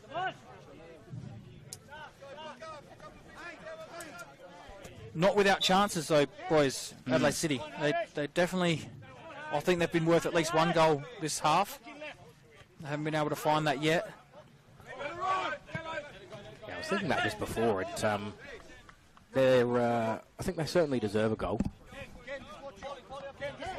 Just a few instructions there from Paul Pezos to his players. Just trying to pump them up for this last 5 or so minutes. It's Wilson down the line, too much. Yeah, Modbury Jets give that away, but Paul Pezos, you can hear him now telling them what they want to do, and he wasn't at all happy with how deep Fergus Lynch was then on that occasion. He was actually marking his own player because there was no one else around him. So the instructions are quite clear here from Adelaide City, and they want to get a lot more players forward of the ball than what they have been in the last couple of minutes. So Pishkineri again turns it over. So maybe Modbury Jets just looking for that one last counter-attack to put this one to bed. Shaxi, Wilson in some space. Doesn't have much ahead of him. Has to find Machida's feet, who comes to him there, and then it's that pressure from Adelaide City now. Giving the ball away on that occasion was Darsam Shaxi. Franchisi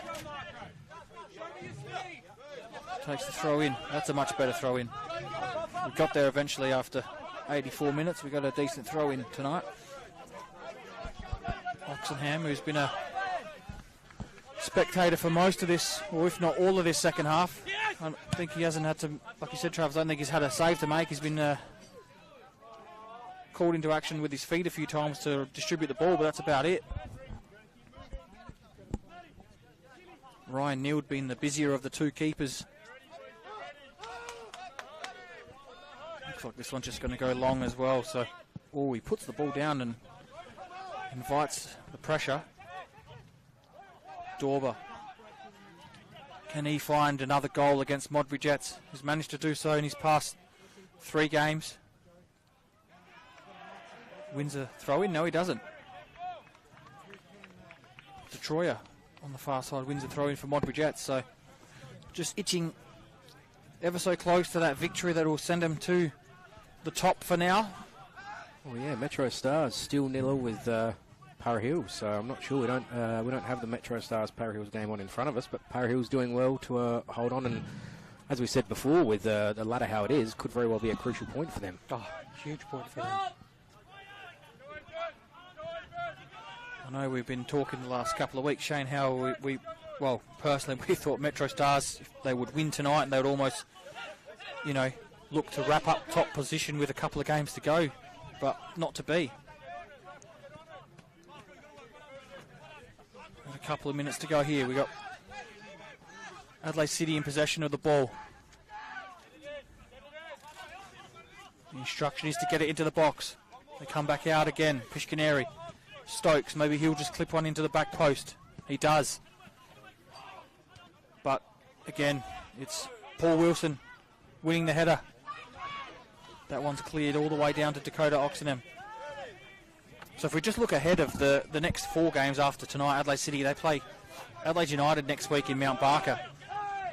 Well, we know with Adelaide United as well, they're back in pre-season. They dropped 3 or 4 players for this afternoon's game against South Adelaide, and Luka Jovanovic scored a hat-trick and Dukali scored. So it just shows the importance of those players coming back and how much they have an influence on that team. Not only is it important them coming back to help, obviously, the NPL side, but also for them to fight for that A-League position as well, isn't it? Absolutely, absolutely. Look, Jovanovic has played, had a number of games and starts last year, so it'd be important for him to continue on his progression. Dukali didn't get a lot of game time last year. It'd be interesting to see if Luka Jovanovic can really lock down that starting striker spot for Adelaide United. Obviously got given the number 9 jersey early this week, later last week, so I think Carl Witt certainly... He's made it quite clear that they're going to fight for it, hasn't he? So, and that's exactly what Carl will want, seeing him come to the NPL and scoring hat-tricks, because that's pretty much what he should be doing. It's his job, yeah, and that's what you expect, especially with Ibasuki gone. So we've seen a substitution there for Modbury Jets. It's Kenshiro Ichikawa coming off, as well as Giuseppe Machida, and being replaced by Cameron Tompkins and Bayur Siani. So maybe just parking that bus a little bit. There's Morris Natali there, and Machida looks very sore, so he's struggles to play 90 minutes these days, does young Joseph Machida. He's barely run tonight. Adelaide City on the front foot again.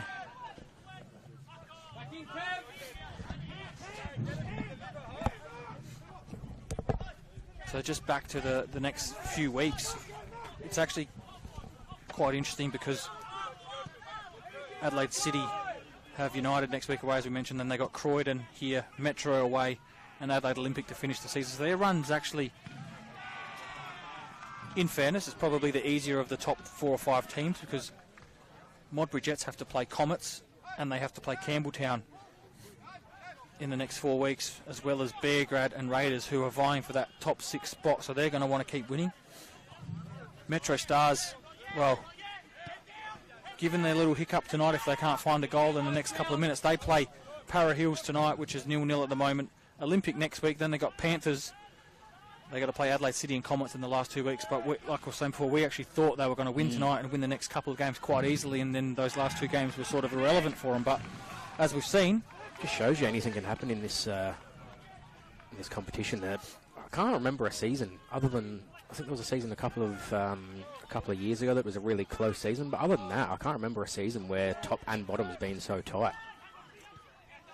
Nice header there by Henderson. Hendo's been massive tonight. He's been huge for Modbury. Again. Yeah. Tim Henderson. Whoa, that's a very, very late challenge. And we're going to have a bit of push and shove here. Oh, we might get the ball. There's just no need for Modbury players to get involved, though. Well, that's a very dangerous tackle there. Rafael That's not great. It's late. It's studs. It's red card worthy, in my opinion.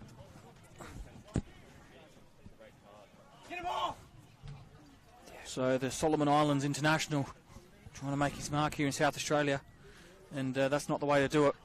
Just watch here on the replay. Oh, it's late. Yeah. It's so late. Yeah, the ball's gone. Legs off the ground as well. Foot off the ground.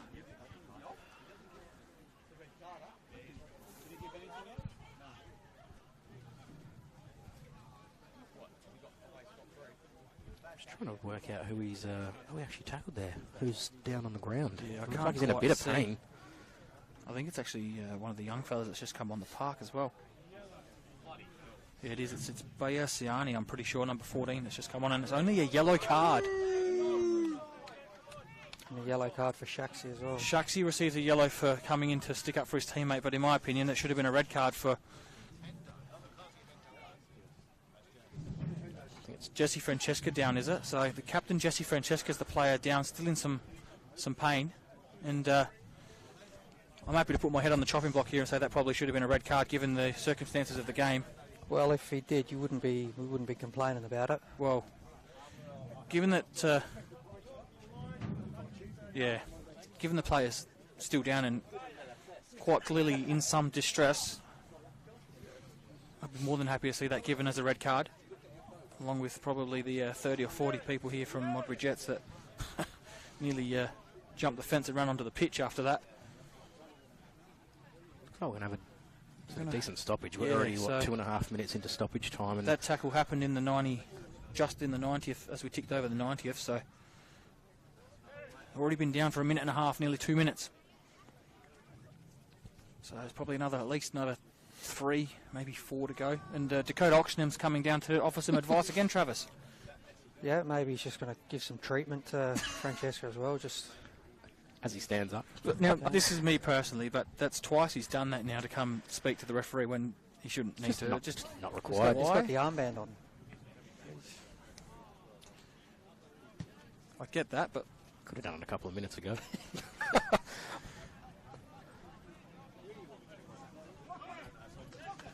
So, Francesca is back to his feet. Player will resume with a free kick, which Neil's going to take, but it looks like Francesca may not be able to continue. Yeah, he's definitely in some discomfort, isn't he? I'd say we'll still have another, 3, 4, 5 minutes to go. I'll tell you what, if it nearly kicked off at half-time, I'd love to see full-time scenes here. So Modbury just not at all interested in putting anybody up to compete for that ball. They're just 11 behind the ball at the moment. Francesca may just find himself sitting in a position where he can probably just pick the ball up, and there's another solid tackle, and that's Ciani on the far side. So this game ending with some feeling. Gets his way near the corner flag. So a solid tackle, and then he just kicked the ball out for a throw-in. I'll tell you what, I thought someone was taking him out, and he had 3 players running at him with some aggression. Had a nosebleed. So Adelaide City still trying their very best here to get something out of this game. Battistella gets into the box. Liai. Oh, fresh area from blocker. Wilson's fresh area actually worked in his favour then because he got another chance. Abachu. So we're probably estimating at least another 2 minutes to go here. We're into the 5th minute already. After that solid challenge on Jessie Francesca, Pishkaneri looks for the switch in play, but can't find anybody. It's still in Adelaide City's penalty area. Oh, Neil comes and Henderson let it go, and Neil nearly ran past the ball, and Dorber nearly had an empty net to tap the ball into. Must have heard a call from behind him there, Well, Henderson. I could hear the call from here, and then Neil looks like he didn't expect it.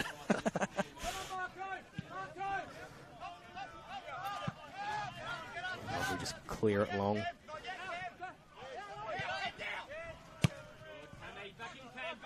Fergus Lynch out to the right. So Modbury Jets are seconds maybe away from winning this match here and going to the top of the league due to Metro Stars not being able to score against Para Hills. So Eric Sestilli's just put the one up. He's just said 1 more minute to go. So we've got a minute to go. That's quite clear. But we've raved on about Adelaide City's actually been on an 8-game winning streak. But Modbury Jets tonight winning this game, they're actually 6 games undefeated themselves. 3 wins and 3 draws now in the last 6. So their only losses in the league, their only losses come last week in the cup. So again, it's that consistency factor, isn't it, Travis? That's why they're at the top. It's huge result for them coming off the back of that result in the cup. It was really what they needed, that tonic, just to get them back on track for the last 4 games of the season.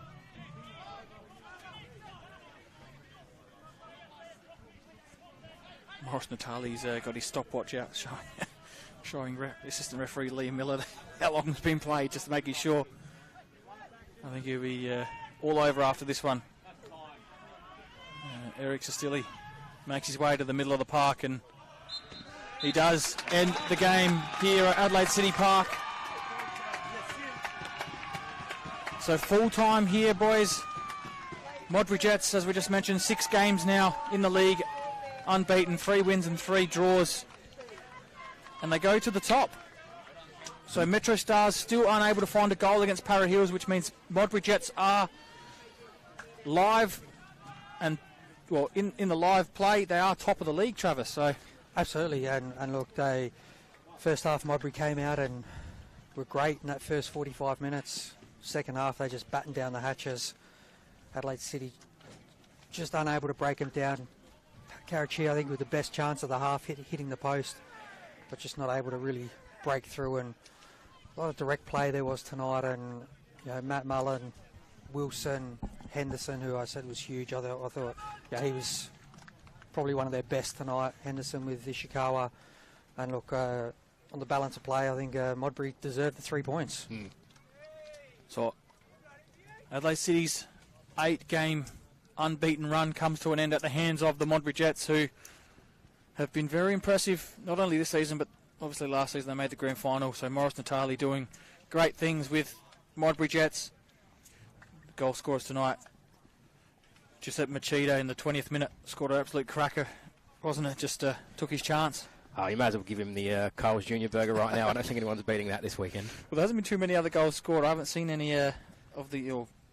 there's been a couple of penalties scored, but yeah, he's going to go close. And then Skamitzi again on the score sheet. Another good finish. 13 for the season in the league.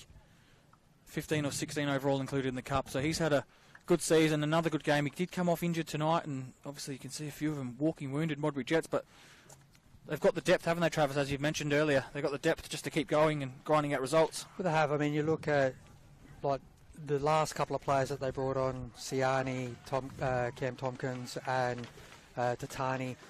They're players that are raw.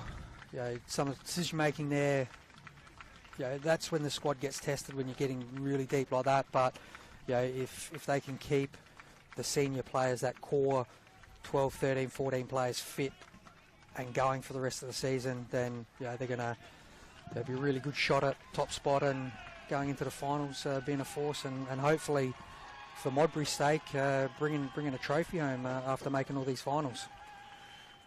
Probably the only thing missing from the Modbury Jets is just winning that last game, isn't it? They've struggled in a couple of finals. They're going to put themselves in a good position again this year. This win tonight, 2 goals in the first half here for the Modbury Jets was enough to see them with a 2-0 victory against Adelaide City. It's good night from Adelaide City Park as the Modbury Jets 2, Adelaide City 0.